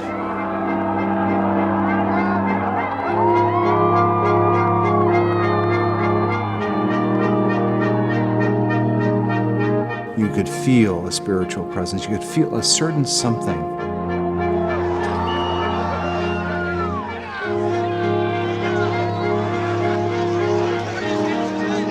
And then the cops came in. It got brutal. Yeah, I'm with you right here. Robin, I'm here.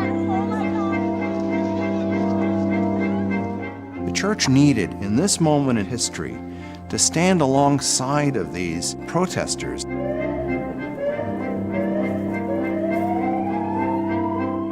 truth of Christ is found in the pews, is found in the institutional church, but it is also found in the streets. It's found in the honesty and the integrity, the insistence of people that you find in Occupy Wall Street.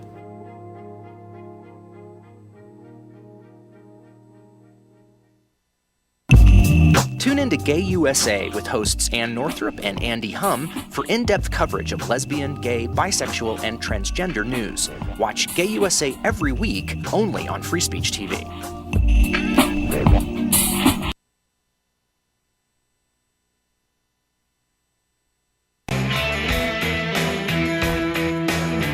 Forest nearest you, go to Discover.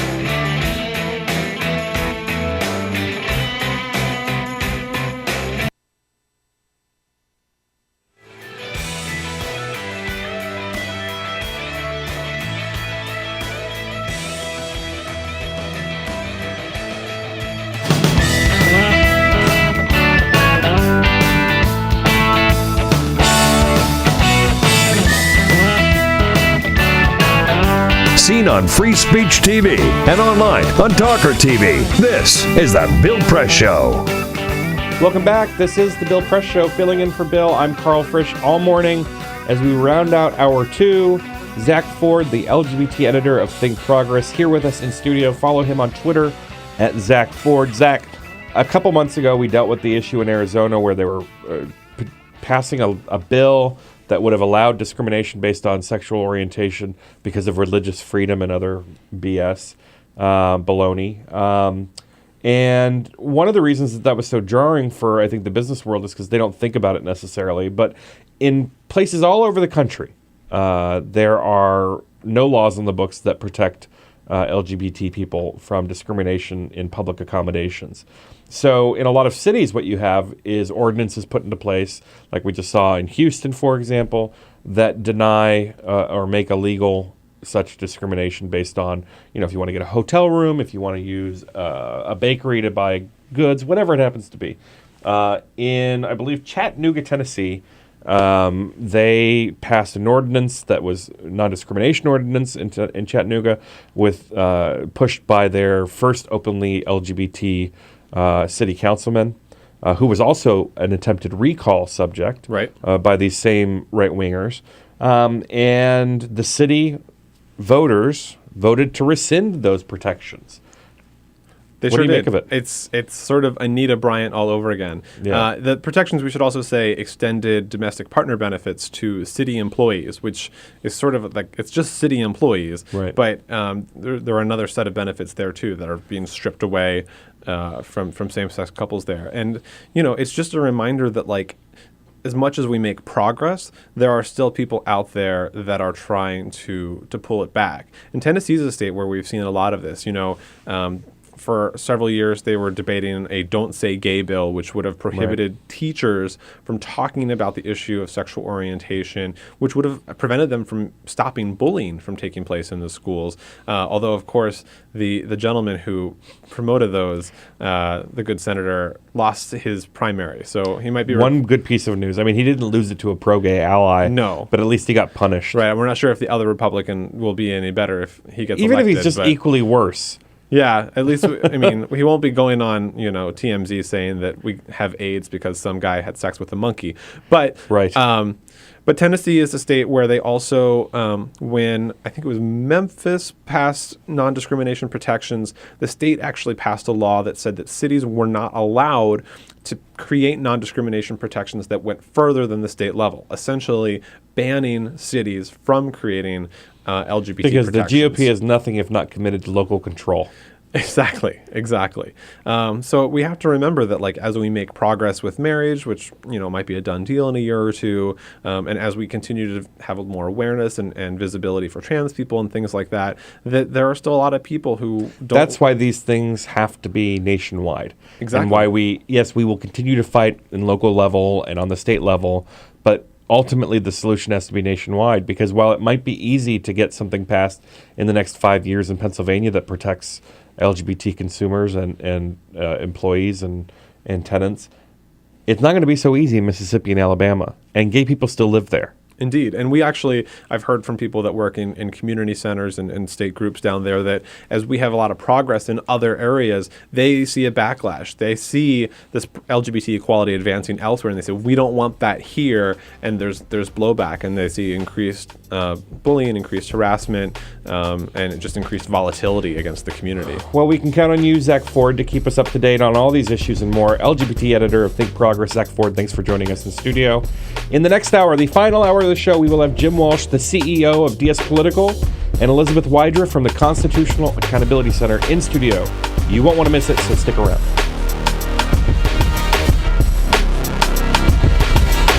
This is the Bill Press Show.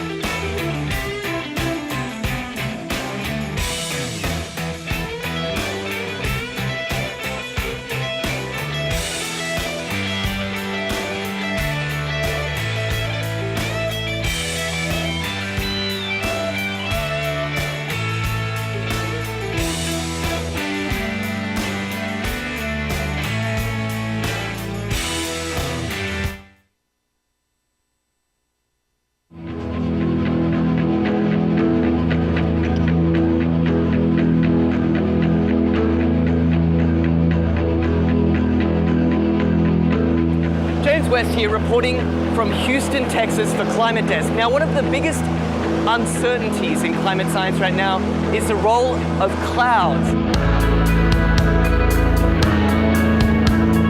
What better way to work that part out than flying right through them? That's what NASA scientists aboard this airplane think. Welcome to NASA's biggest airborne laboratory. You're coming with us today on an 8-hour NASA flight mission. When you read these big IPCC climate assessments, what's the biggest uncertainty? There's two, right? The role of aerosols and clouds. Clouds is probably bigger than aerosols. That is a piece of a puzzle that right now we are missing. You can't get the models right if you don't understand the chemistry and the process. Now we're being told we've got to get on. The doors are about to shut, so let's go aboard.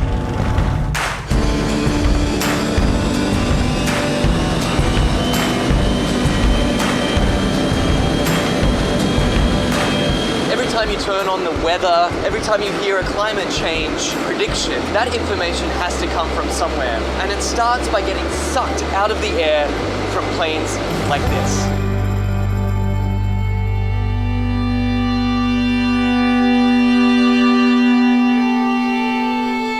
So this mission is to try to understand the emissions from the surface, so mostly biogenic emissions, so from trees and other plants. Right now we're flying to our very first part of this experiment on the DC-8. Over Arkansas, there's a particularly pungent bouquet of emissions that scientists are interested in measuring. Well, these emissions lead to both aerosols and to molecules that both destroy and create ozone. So these are very important things to understand for climate studies. How it will manifest itself, it will be in more accurate and more reliable predictions.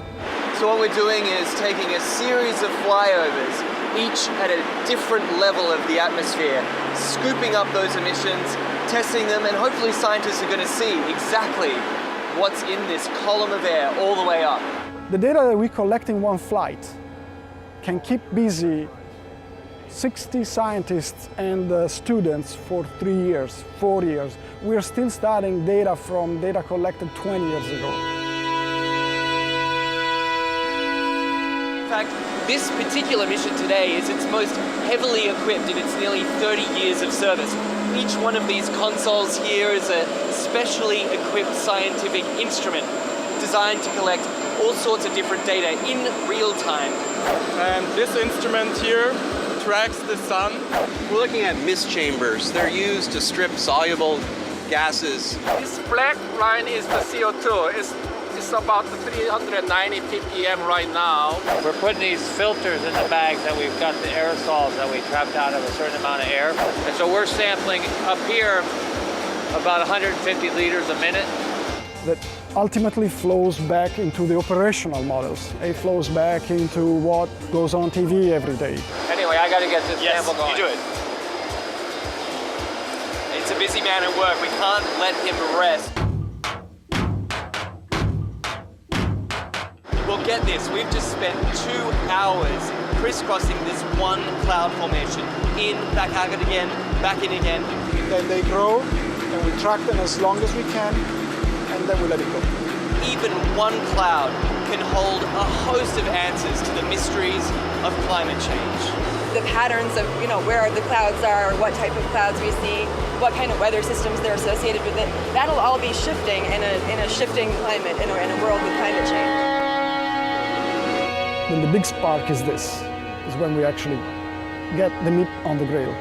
And then it will be some time to process it.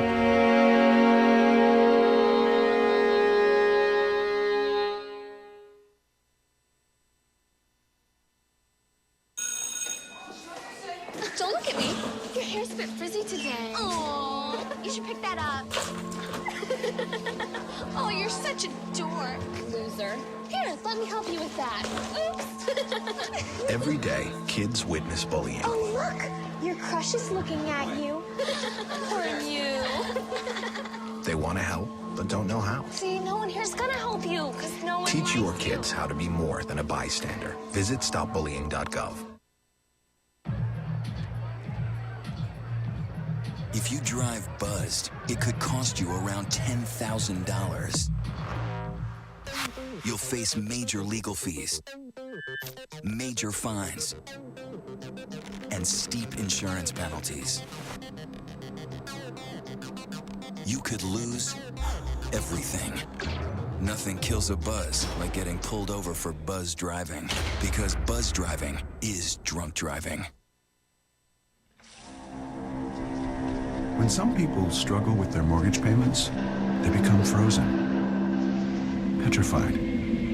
Not knowing what to do, they do nothing.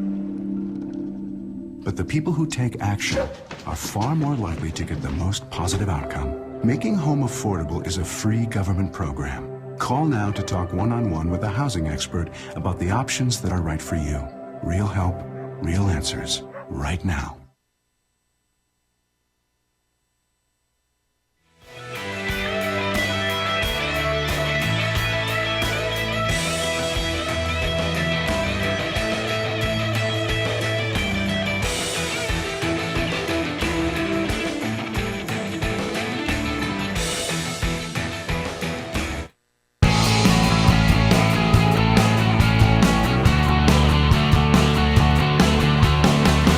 Broadcasting around the nation, on your radio, on your TV, and online.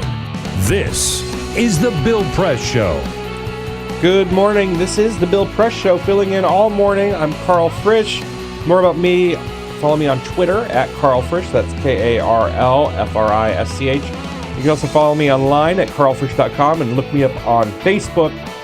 Speaking of all things internet, joining me in studio now is the CEO and founder of DSPolitical.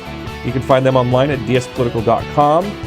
Jim Walsh, thanks for joining me in studio. Good morning, Karl. And you can find Jim on Twitter at JimWalshDC. You can also follow DSPolitical at DSPolitical. So, I wanted to have Jim in because as we enter the silly season of our politics in this country, if you happen to live in an area with a hotly contested election, you are probably seeing more and more political advertisements on your computer, on your phone, on your iPad.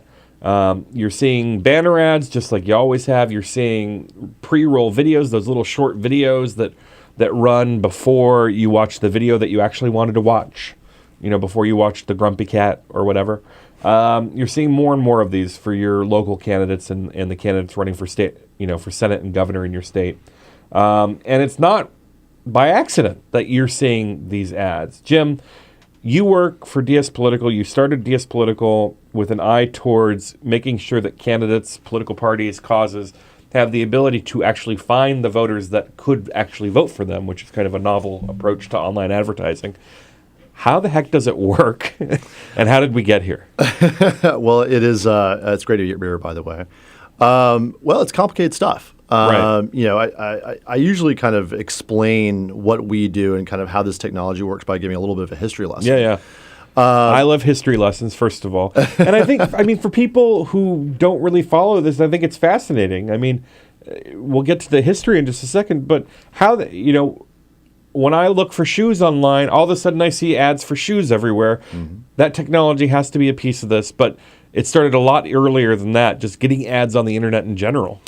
Yeah. I think the first online ad was in Wired magazine circa 1996 or something like that.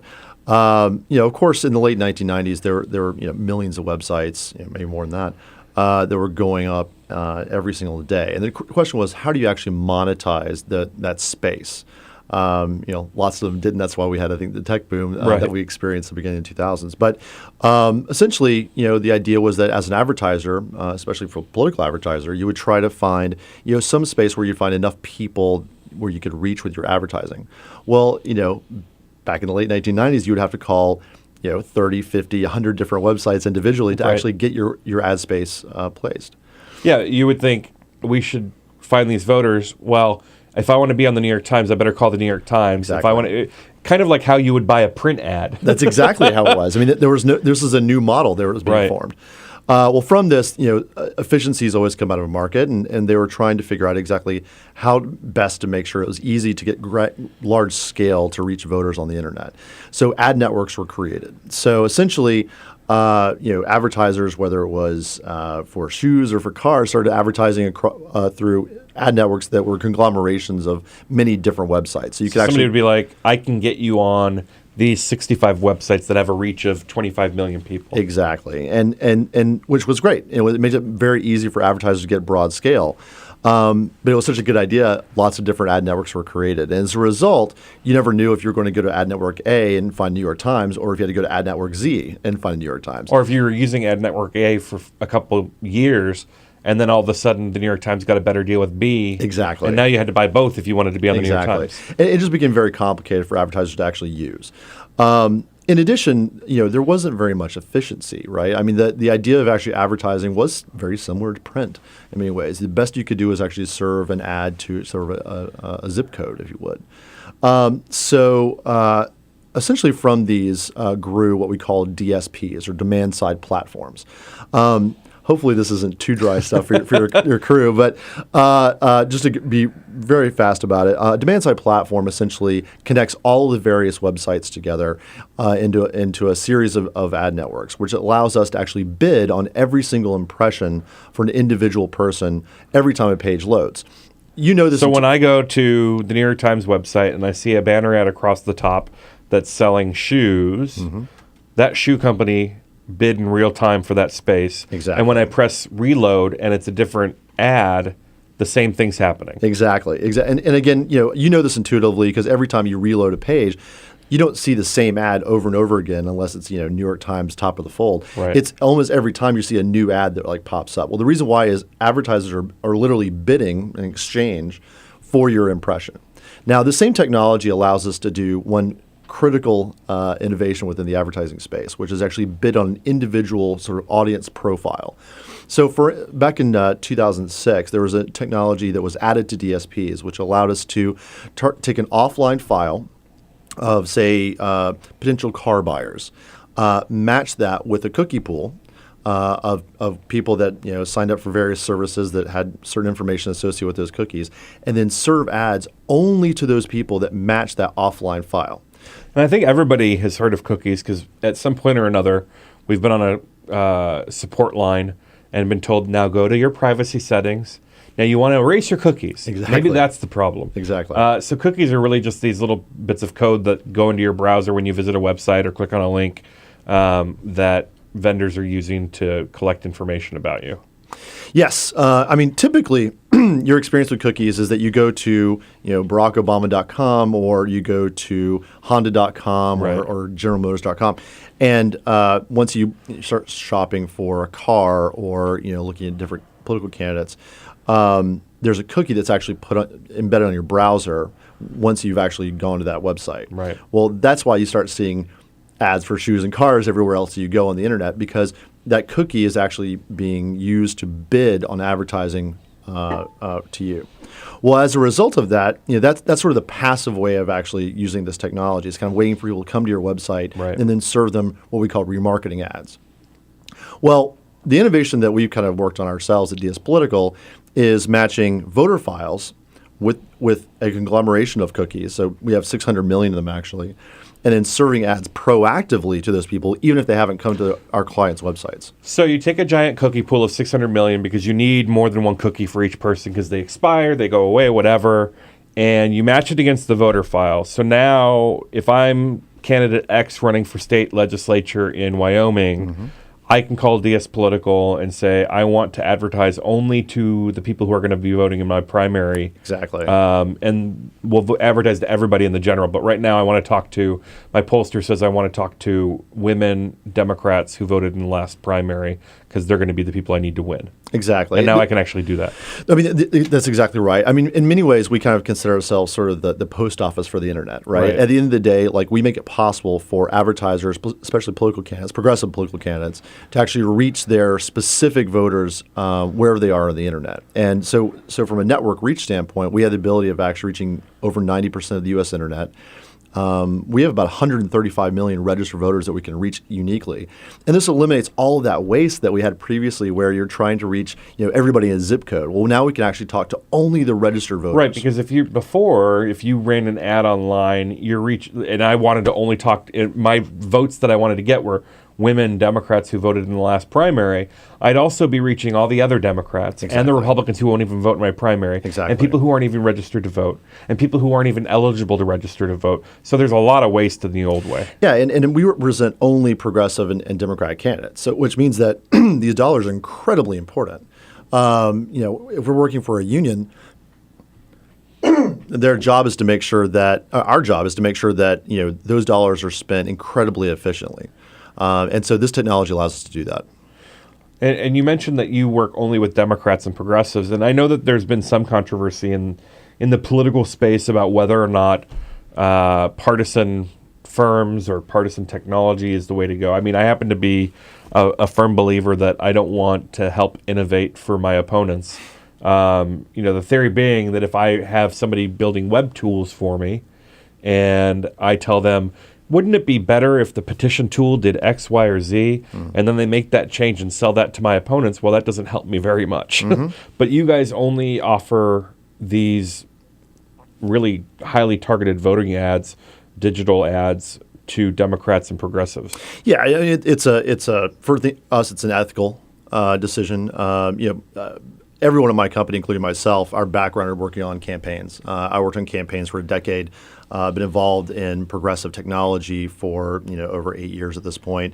We believe that enabling these causes that we believe in is critical. And making money is great, but at the same time, you want to be able to sleep at night. Right. And we think it's really important to make sure that the causes that we believe in have an innovation aspect that we provide. And we think that we provide a pretty impressive way for our clients to be way more efficient, I would say, than the Republicans out there.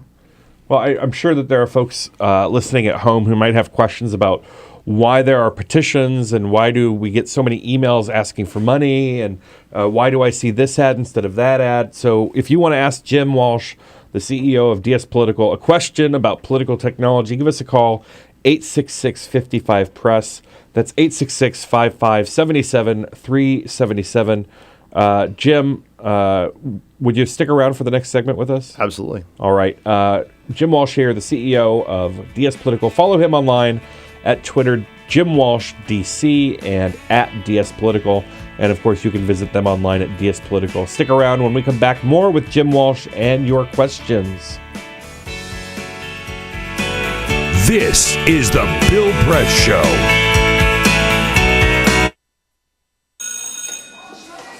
Don't look at me. Your hair's a bit frizzy today. Aww, you should pick that up. Oh, you're such a dork. Loser. Here, let me help you with that. Oops.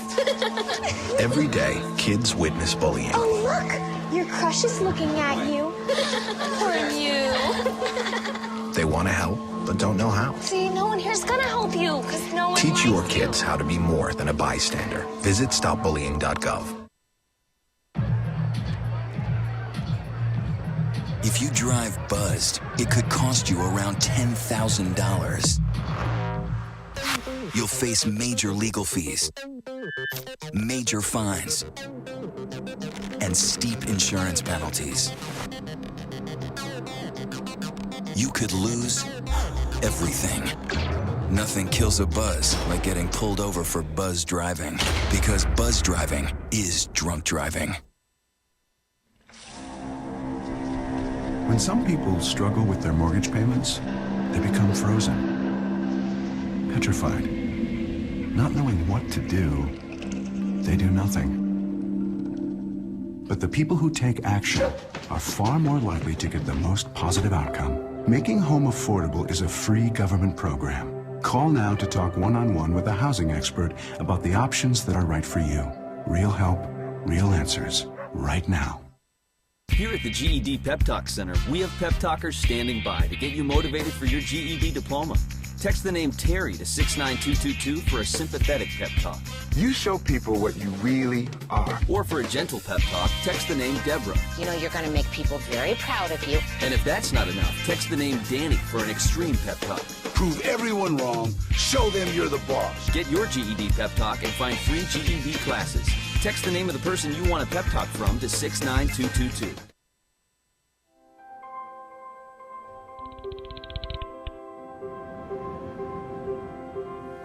Did you see the world differently?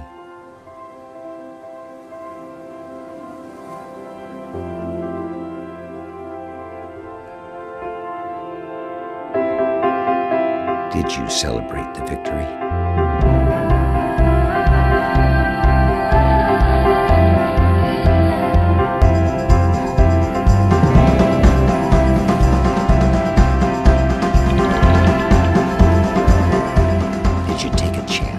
So today, I state clearly and with conviction America's commitment to seek the peace and security of a world without nuclear weapons. Did you stand up against our greatest threat?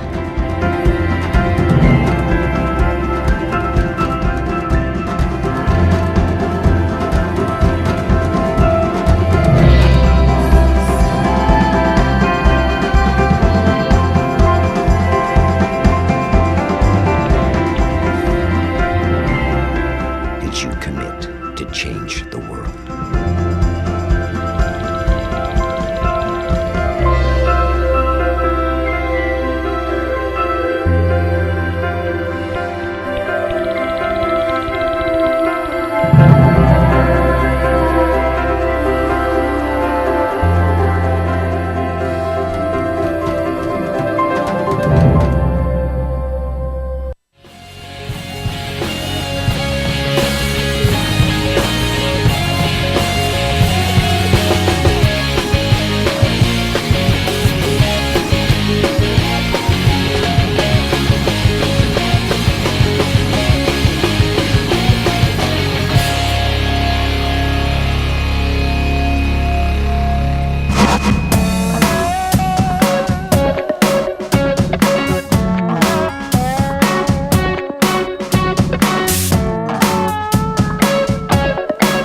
Your radio, on TV, and online.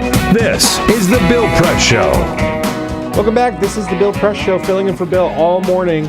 I'm Karl Frisch. Here in studio with us is Jim Walsh, the CEO and co-founder of DSPolitical. You can find them online at DSPolitical.com. Obviously, you can follow Jim on Twitter at JimWalshDC. Also follow DSPolitical at DSPoliticalJim. So in the last segment, we talked a bit about how candidates are now able to reach, their targets more effectively because of the technology you guys have kind of pioneered, matching cookies with the voter file. Obviously, those are going to have some real implications for not just this election cycle, where I'm sure it's going to be gangbusters in terms of candidates up and down the ballot using these tools. But in 2016, I think if we thought that 2012 and 2008 were kind of the pinnacle of online activity around presidential politics, I really think we're probably going to see a lot more. What's happening out there for 2016, do you think?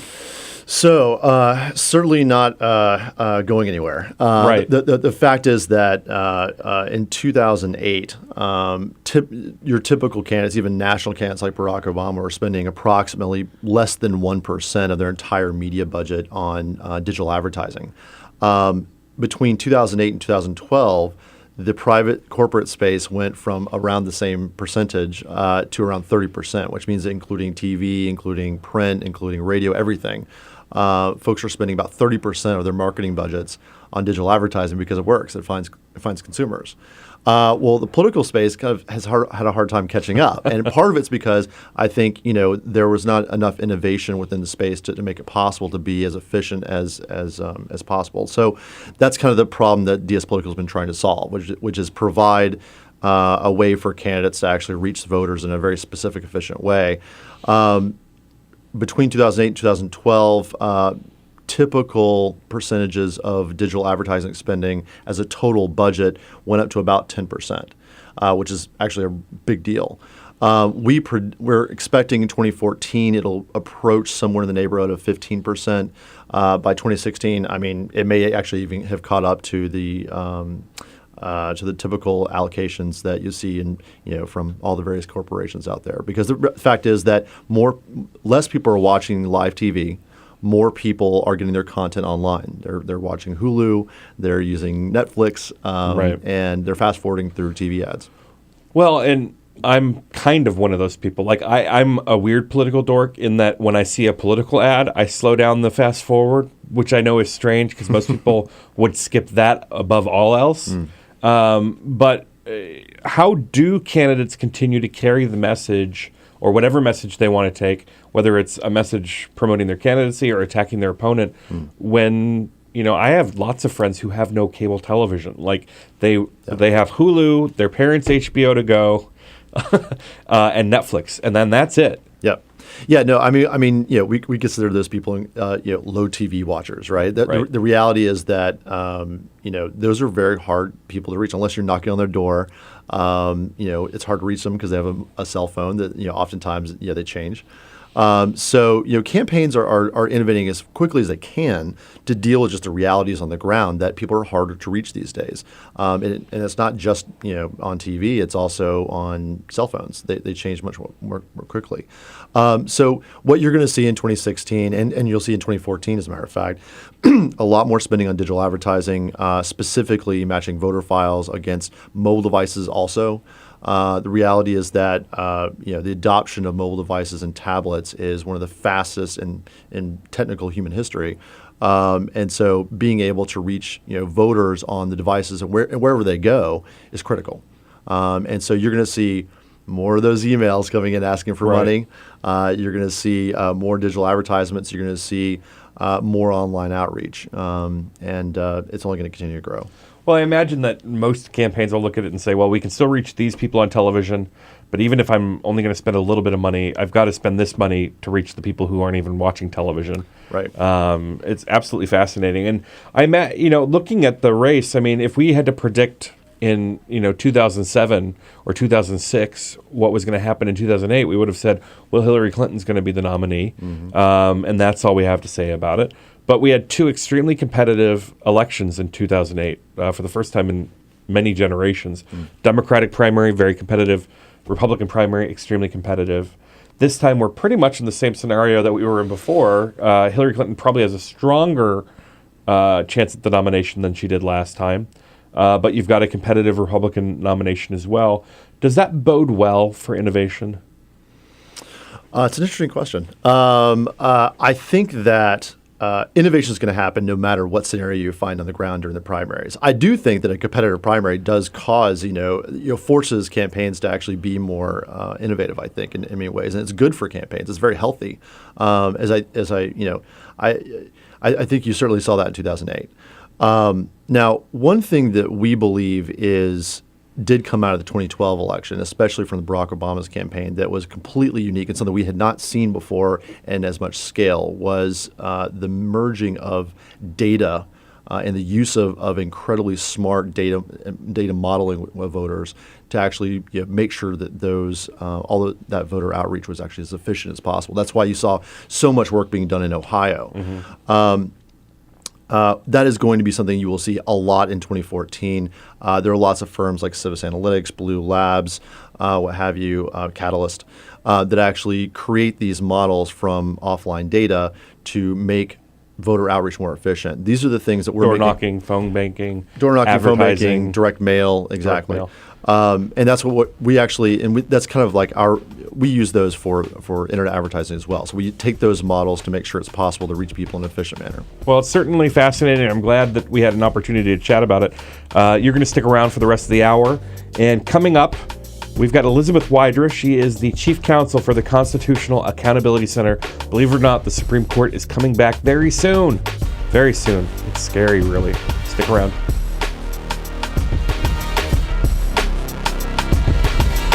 This is the Bill Press Show. So this is my computer. This is your computer. Let's go on the internet. Let's go. Click it.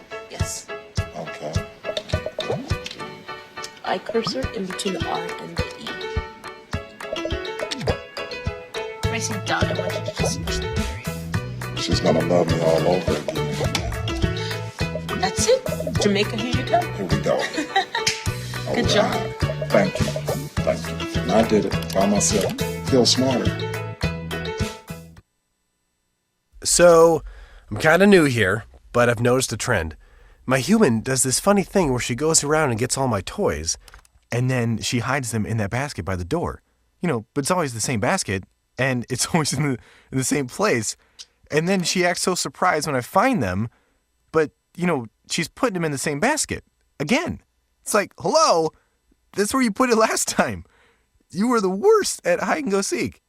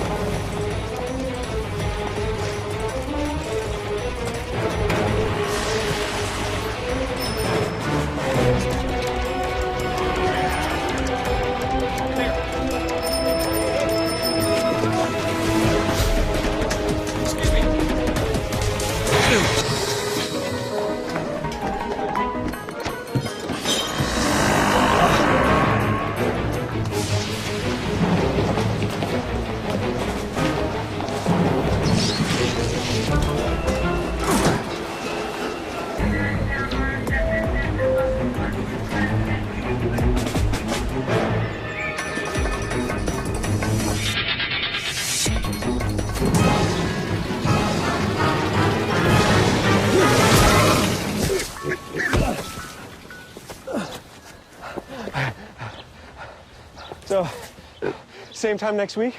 Well, of course. Put away a few bucks, feel like $1 million. For free tips to help you save, go to Feed the Pig.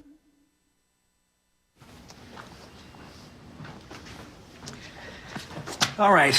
I know this isn't any fun to talk about, but we should. Okay. So who's going to do what? I'll pack the dead batteries. Great. I'll only put what I don't need into a duffel bag. Perfect. That's totally unhelpful. No problem. Meanwhile, I will try to comfort everyone by speaking in a calm voice. And I'll try to get the generator going without any gas. Oh, let's not forget the cell phones, which probably won't work. Right. And who is going to handle supplies? I can forget to do a list for us. Thanks, pal. Well, I think we couldn't be any less prepared. I'm proud of you guys. Talk to your kids about who to call, where to meet, what to pack. Visit ready.gov/kids for tips and information. Hey, thanks for stopping by. You know, I followed your character since the first episode. I'm a big fan, big fan. Thank you. And listen, your storyline, it makes for incredible TV drama. Thing is, your drug use is Very adult content. Too adult for the kids. So I'm gonna have to block you. Oh, man. Yeah. Well, have a good one. You're a nice lady.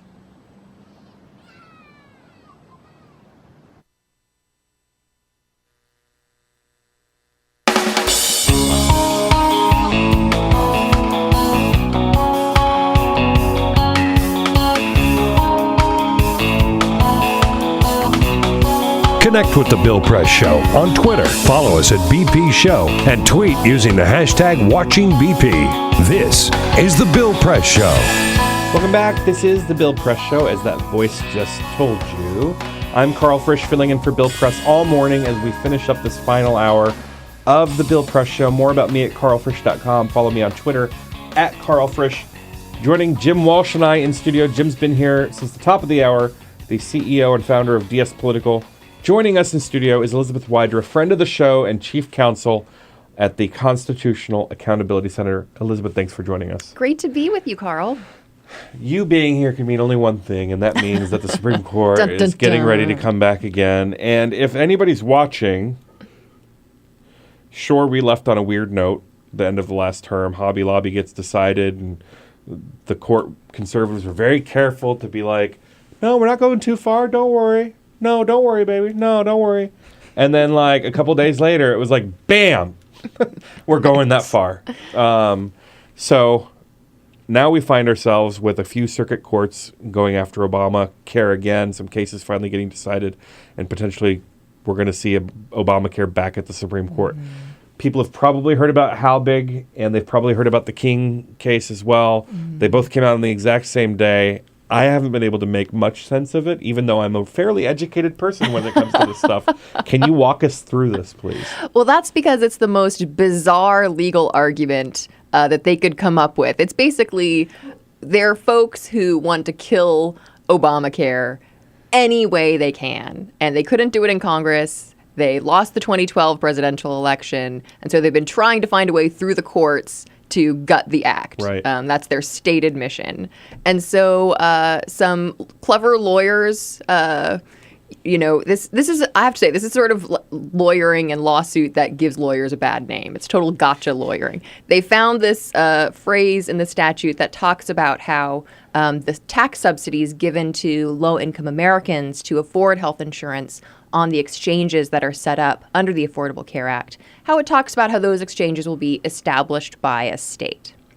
Now, in another provision of the Act, it says that if a state does not set up its own exchange, and they're trying to do this to be, have good federalism, give states a choice, have them be partners with the federal government. But if a state decides not to set up its own exchange, then the federal government will, in the shoes of the state, set up an exchange for it. Now, they obviously meant that the feds would do that, but not help anybody, right? Yeah, right. They would do precisely what the state was supposed to do without any of the perks and benefits for people. Exactly, without helping the low-income Americans afford health insurance, which is crucial to the proper operation of the Affordable Care Act. And that's the conservative argument here that they've made in these cases. So the argument is that because that one separate phrase says established by a state, that means that only on those exchanges established by the states, not the feds, will the tax subsidies be available. That is preposterous. Could somebody sue to do the opposite?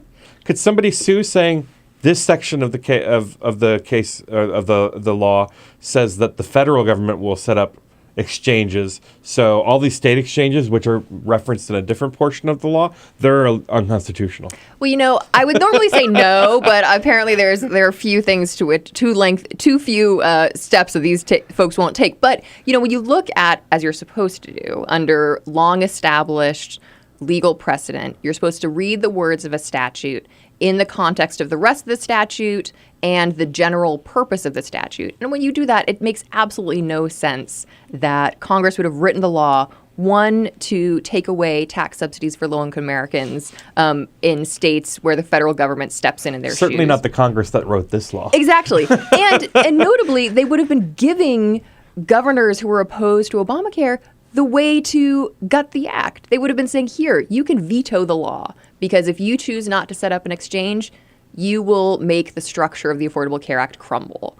And no one thought, not the authors of the law, not the folks who opposed the law, thought that's the way it worked. Not the folks who implemented the law in the states. No one thought that this is the way the law worked until these guys filed their lawsuit in a sort of gotcha lawyering to try to take down the Affordable Care Act any way they can.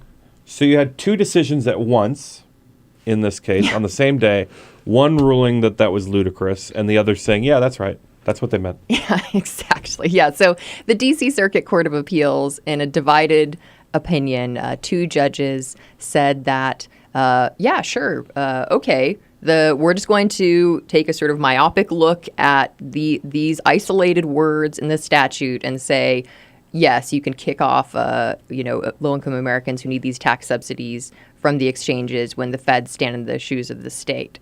One judge, Judge Edwards, wrote a vigorous dissent saying that the argument was made up out of whole cloth. He's absolutely right. But then you had, just moments later, the Fourth Circuit Court of Appeals out of Richmond, Virginia, saying, no, of course that's not the way that the statute works. That's not the way it reads. That's not its intent. That's not its purpose. And so you have these conflicting decisions in the states. And, I think it's important to look at those rulings and read them carefully and say, which makes more sense? Okay, you have Moby Dick. You could take 4 words out of that and think it's about whale watching on a Sunday afternoon. But if you read the whole book, obviously that's not what it's about. I'm pretty sure it is. Let's not either one of us settle it. Let's ask Jim. Jim, what was our 3-judge panel? I am the expert here. As a progressive, was the purpose of Obamacare, as written, for the federal government to deny poor people access to health care? I don't believe that was the intent, no. Surely Nancy Pelosi probably meant that, though, right? She's all about taking things away from the poor. In fact, if you read Republican arguments against the Affordable Care Act when it was debated, and if you read Republican arguments against progressivism as a whole, it's about being too generous with our tax dollars for the very needy. That's right. So I don't see how anybody could push this through. Well, and Pelosi, Reid, the chairs of the committees that were essential in getting the Affordable Care Act passed, they filed a brief in these cases, and I should say I know because I'm their lawyer in the case. They filed a brief saying it's absolute nonsense to think that this is what we meant when we wrote this law. But I think fortunately for us, so the way that these things work is they go through the circuit courts of appeals, starting with a 3-judge panel, much like we are this morning. Right. And then I'm the Simon Cowell, though. That's what I know about panels. Okay. And death panels. There will be no singing. Right. But if the 3-judge panel issues a ruling that the entire court, so in this case we'll be talking about the D.C. Circuit, it's called an en banc procedure, en banc, depending on how fancy you want to sound. I'll go with en banc. Yeah, okay, good. Means everybody. Yes, yeah. So the entire D.C. Circuit Court of Appeals is being asked to rehear this divided panel opinion that ruled for the challengers to Obamacare. And that will probably, I think it's very likely that they will grant en banc rehearing. And then fortunately, we expect that when judges look at this objectively in the way that every other judge, including Republican appointed judges, has up to this point, they will reject this preposterous reading of the Affordable Care Act. Well, and maybe there's hope that if the court does pick this up, the Supreme Court, that maybe Roberts will do the right thing once again, although you can never count on him to be consistent necessarily. Well, so there is actually the challengers have appealed the Fourth Circuit ruling straight to the Supreme Court. Mm-hmm. And so there is a cert petition pending. But that would be unique before other appeals have been exhausted. So it would be, so they're really trying to get the Supreme Court to grant their cert petition before the D.C. Circuit has a chance to remedy because it's more likely that if there's 2 circuits that are opposing each other. Right. But, it's very disingenuous because in their cert petition, they say, oh, you have to decide this now because there's this cloud of uncertainty about, all these Americans who rely on these subsidies and the states don't know what's going on. But the only reason there's a cloud of uncertainty is because of this flawed D.C. Circuit panel ruling, which nobody else is uncertain. Right, and also everybody gets what's going on. Exactly, and the en banc D.C. Circuit can remove that cloud of uncertainty when it grants en banc rehearing, which we think will happen very likely. Soon. An issue that I wanted to bring up because I think it's probably close to Jim's heart: technology at the Supreme Court. or lack thereof. In the last term of the court, and Jim, I'm just going to bring you up to speed because there's some craziness that's happened at the Supreme Court. Sounds like it. So there were a couple smartphone cases. One case, and it was ruled, we got good decisions out of both of them. Definitely. One case, there was a lawsuit saying that cops could search your cell phone, your smartphone, without a warrant, because that's a good idea. We don't keep anything personal on our phones. The other one was very similar to that. And then there was a case over television over the internet and whether somebody who was providing network signals owed rebroadcasting rights to the networks by providing what is essentially, ad-funded television over the internet. My basic point here, and you can go to the Supreme Court's website at supremecourt.gov, where they do not post their annual financial disclosures online. My basic point here is that you've got essentially a room of 9 nearly octogenarian people. Actually, it's more like a couple 80-year-olds, a couple 60-year-olds, and a couple 50-year-olds. Maybe one 40-something. No, I don't think so. Yeah. Deciding technology questions. Would you bring issues of such importance to people who probably think the latest technology is a Corona 4 typewriter? This is something that is going to be a problem for a very long time until we start nominating people that are much younger, I'm afraid, to the Supreme Court, which is probably not going to happen anytime soon. So I hope there are some very intelligent attorneys that are actually going to be in front of these guys. Obviously, I have one here. I hope that there are more of you. We need a lot more, because the only way we're actually going to get through is maybe their children are actually explaining this to them. Well, they've got kids, grandkids, There was that moment in one of the oral arguments where one of the justices said to the lawyers, like, okay, so if we wanted to do this, how could we do it? Basically asking the lawyers, like, we don't get it, so walk us through what we could do. I actually do. I mean, kind of what you just said. I do think it's the case that, the children of the justices and the grandkids of the justices will actually have a lot of impact on their perception of the internet and what they should do. I mean, we work with candidates all the time that have been elected for 30 years. They never even had a website. Why do I need one now, let alone digital advertising? Right. And then they lose primaries. Right. But the reality is that their kids are telling them they need to do this. Their grandkids are telling them they need to do this, and they see it. Everybody sees the explosion of mobile devices. Everybody sees the explosion of email and websites and everything else. So, I have hope. Maybe it's a little too much to ask that the Supreme Court enter and join us in this century. Stick around. This is the Bill Press Show. I'm Karl Frisch, filling in for Bill all morning. We'll come back with Jim Walsh of DSPolitical and Elizabeth Wydra of the Constitutional Accountability Center. So stick around. We'll be right back.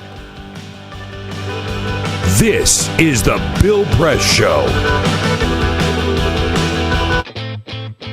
What gets you into college? Good SAT scores? High GPA? Lots of extracurriculars? Sure, but what you really need is money. If you don't have the cash, you'll need a loan. And we mean huge student loans, because the cost of college has risen 1,000% in the last 30 years. This means big money for the banks that collect fees and interest. Now, millions of young people are starting their adult lives with an average of $29,000 of loans on their backs. Altogether, we're talking $1.2 trillion in student debt. And more people are finding it impossible to pay them back. Welcome to the student debt crisis. The increasing demand for higher education and cuts to state funding gave colleges a huge incentive to keep inflating prices. I graduated about a year ago, currently in $35,000 of debt. I am in debt about like $25,000. I owe $23,000. I owe over $50,000 in student loans. 38.8 million Americans owe money on a student loan. And the biggest names in banking are making huge profits off the booming student loan industry. Sallie Mae, the largest provider of private student loans, made $949 million last year. They only give you about 6 months to look for a job. You have to start paying back the loan. It's very pressuring, especially nowadays. It's very hard to find a job. Over half of the students graduating in 2012 could not find a decent paying job. They either had low-wage jobs or unpaid internships or were unemployed altogether. So you can't make the payments. You start incurring late fees, which makes the loan even harder to pay off. And it stays with you for years, even decades. Right now, a third of the people who started repaying their loans are delinquent or in default. That's 13.7 million people, more than the populations of Chicago, New York, and San Francisco combined. Worse, it's not just the borrowers who are in trouble. Many loans require co-signers. So if the student is unable to pay, that co-signer, a father, a mother, or a grandparent, is now on the hook. Even a grandparent's Social Security benefits can be garnished to pay the loan. We should have an answer to this. If you get really behind in your car payment or your credit cards, you can file for bankruptcy. But Congress has made it nearly impossible to discharge student loans through bankruptcy. Big institutions make big profits while students try to make ends meet under crushing debt. Is this how we want our education system to work? The whole point of going to college is to get the career you want, but lately that's been discouraged because no one can afford school. You get a job just to pay off your student loans. We need higher education, not higher debt. Sign up to end the student debt crisis at higherednotdebt.org.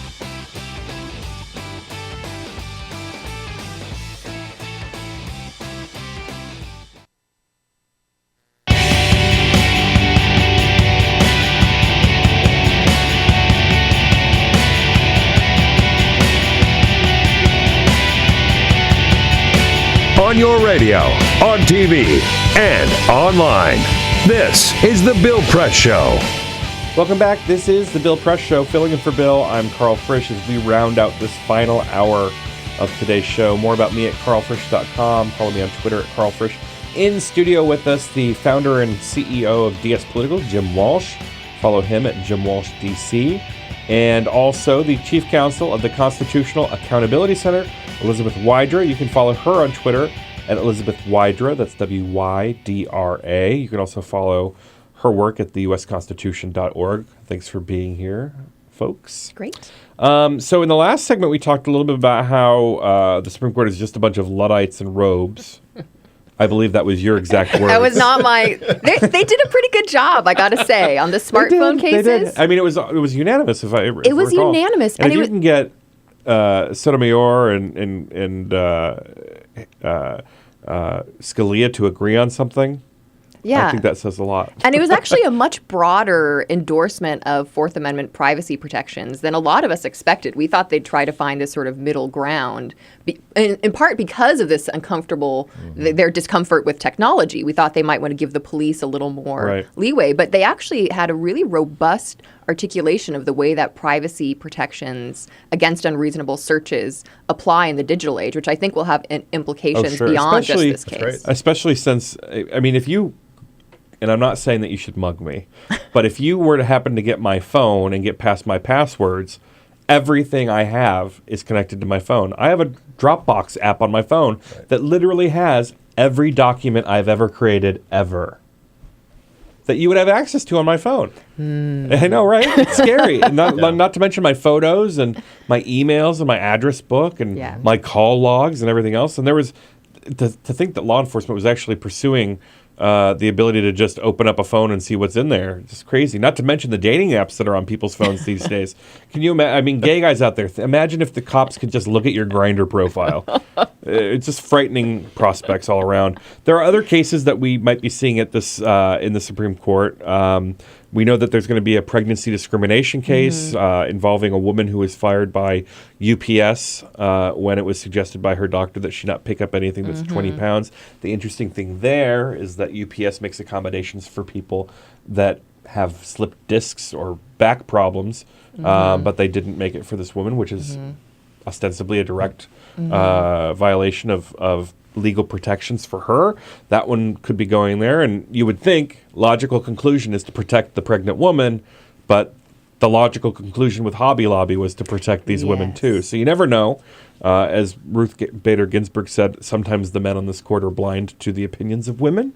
But then also potentially marriage equality coming to the Supreme Court.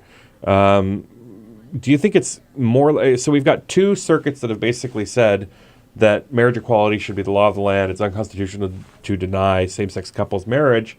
We're waiting on another circuit here that might actually go the other way. It's a little bit more conservative. Right. what will make it more likely for the court to pick up marriage equality? If this other circuit says no, or if they side with the two circuits that have already stood up for marriage equality? I think if a circuit court actually says no, that marriage equality is not required by the Constitution, then I think it's very likely that the Supreme Court will step in. But even if that doesn't happen, there is certainly a very strong argument for the court to take up the case now, because obviously there is this very fast-moving wave of equality sweeping across the country. 26 cases, and the anti-marriage equality people have won exactly. Let me just check my. Yeah, look, zero. Yes, right. Yeah, cases. Takes a long time to tally it up. Right. Yeah. They've won 0 of them. And that includes local, state, and federal courts. Absolutely. And so, in one sense, this is a case where the court might not need to step in because all of the courts below are getting it right. They're reading the Constitution to require equal rights for all people when it comes to the fundamental right of marriage. But on the other hand, having a pronouncement from the highest court would speak very clearly to the nation that this is what the Constitution requires. So there are 2 petitions pending right now from Virginia, and there's one from Utah, and I believe one from Oklahoma. And so the court could certainly take one of those cases and hear the case this term. So we really... They could combine them all, too, if they want to. Yeah, absolutely. Right? Yeah. They can consolidate them, and I think there's a good chance that they might do that. All righty. I want to thank Jim Walsh and Elizabeth Wydra for joining me this morning. For a great conversation about technology, the courts, and everything in between. Very wide-ranging. Thanks for joining me on the Bill Press Show. Jim, Elizabeth. Thanks for having me. Great being here. Thank you. When we come back, we'll finish up the show, and I'll say goodbye. This is the Bill Press Show. It is possible to read the history of this country as one long struggle to extend the liberties established in our Constitution to everyone in America. In other words, who, according to our laws and culture, gets to be considered a person? The law creates legal personhood, and movements create law and change culture. So, how have the courts passed laws to shape our culture? That history goes way back before Citizens United. 1819, Dartmouth College versus Woodward, Supreme Court case, turned a corporate charter from a government-granted charter to a contract. This ruling gave corporations standing within the Constitution. 1886, Santa Clara County versus Southern Pacific Railroad. Though the court did not rule on corporate personhood, the decision was subsequently cited as a precedent to hold that a private corporation is entitled to the same 14th Amendment rights of due process and equal protection as human beings. This makes it impossible for us to make laws that treat local businesses any differently than giant multinational corporations, even if their business practices are deemed to be harmful to workers, the environment and communities, or if they have a history of violating the law. Hale versus Henkel, 1906. The court granted corporations the Fourth Amendment search and seizure protection. Dodge versus Ford Motor Company, 1919. The Michigan Supreme Court says the business corporation is organized and carried on primarily for the profit of the stockholders. Stockholder primacy is established. The purpose of the corporation, according to the court, is no longer to serve the public good, as it had been. It is now to maximize profit for shareholders above all else. Pennsylvania Coal Company versus Mahon, 1922. Corporations get the Fifth Amendment takings clause, meaning if you pass a regulation that impacts a corporation's ability to make a profit, that is deemed a taking, and they can sue for the right to future profits lost. This creates a chilling effect, and local and state governments become much more hesitant to pass laws in the public interest for fear that corporations can claim loss of potential profits that cities and states will be on the hook to pay. Buckley versus Vallejo, 1976. The Supreme Court rules that spending money to influence elections is protected under the First Amendment, in effect saying that money is speech. Citizens United versus Federal Election Commission, 2010.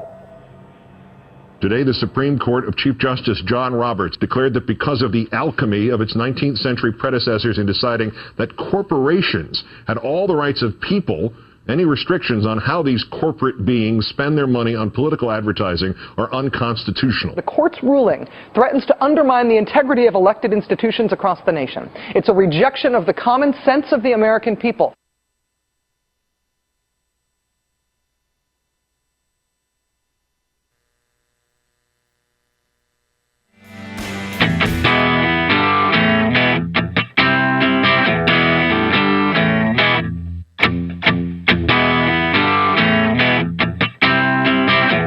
Seen on Free Speech TV and online on TawkrTV. This is the Bill Press Show. Welcome back to the Bill Press Show. As we close out today, I want to thank the fine folks here at the Bill Press Show, Alyssa and Alicia and Cyprian, for making it easy for me to step into Bill's very, very big shoes. And since the 40th anniversary of Watergate happened just days ago, I thought I would leave you with a quote from Richard Nixon. Always give up. Never get discouraged, never be petty, and always remember, others may hate you, but they only win when you hate them, and then you destroy yourself. Keep fighting. Have a good one. Thank you, Karl.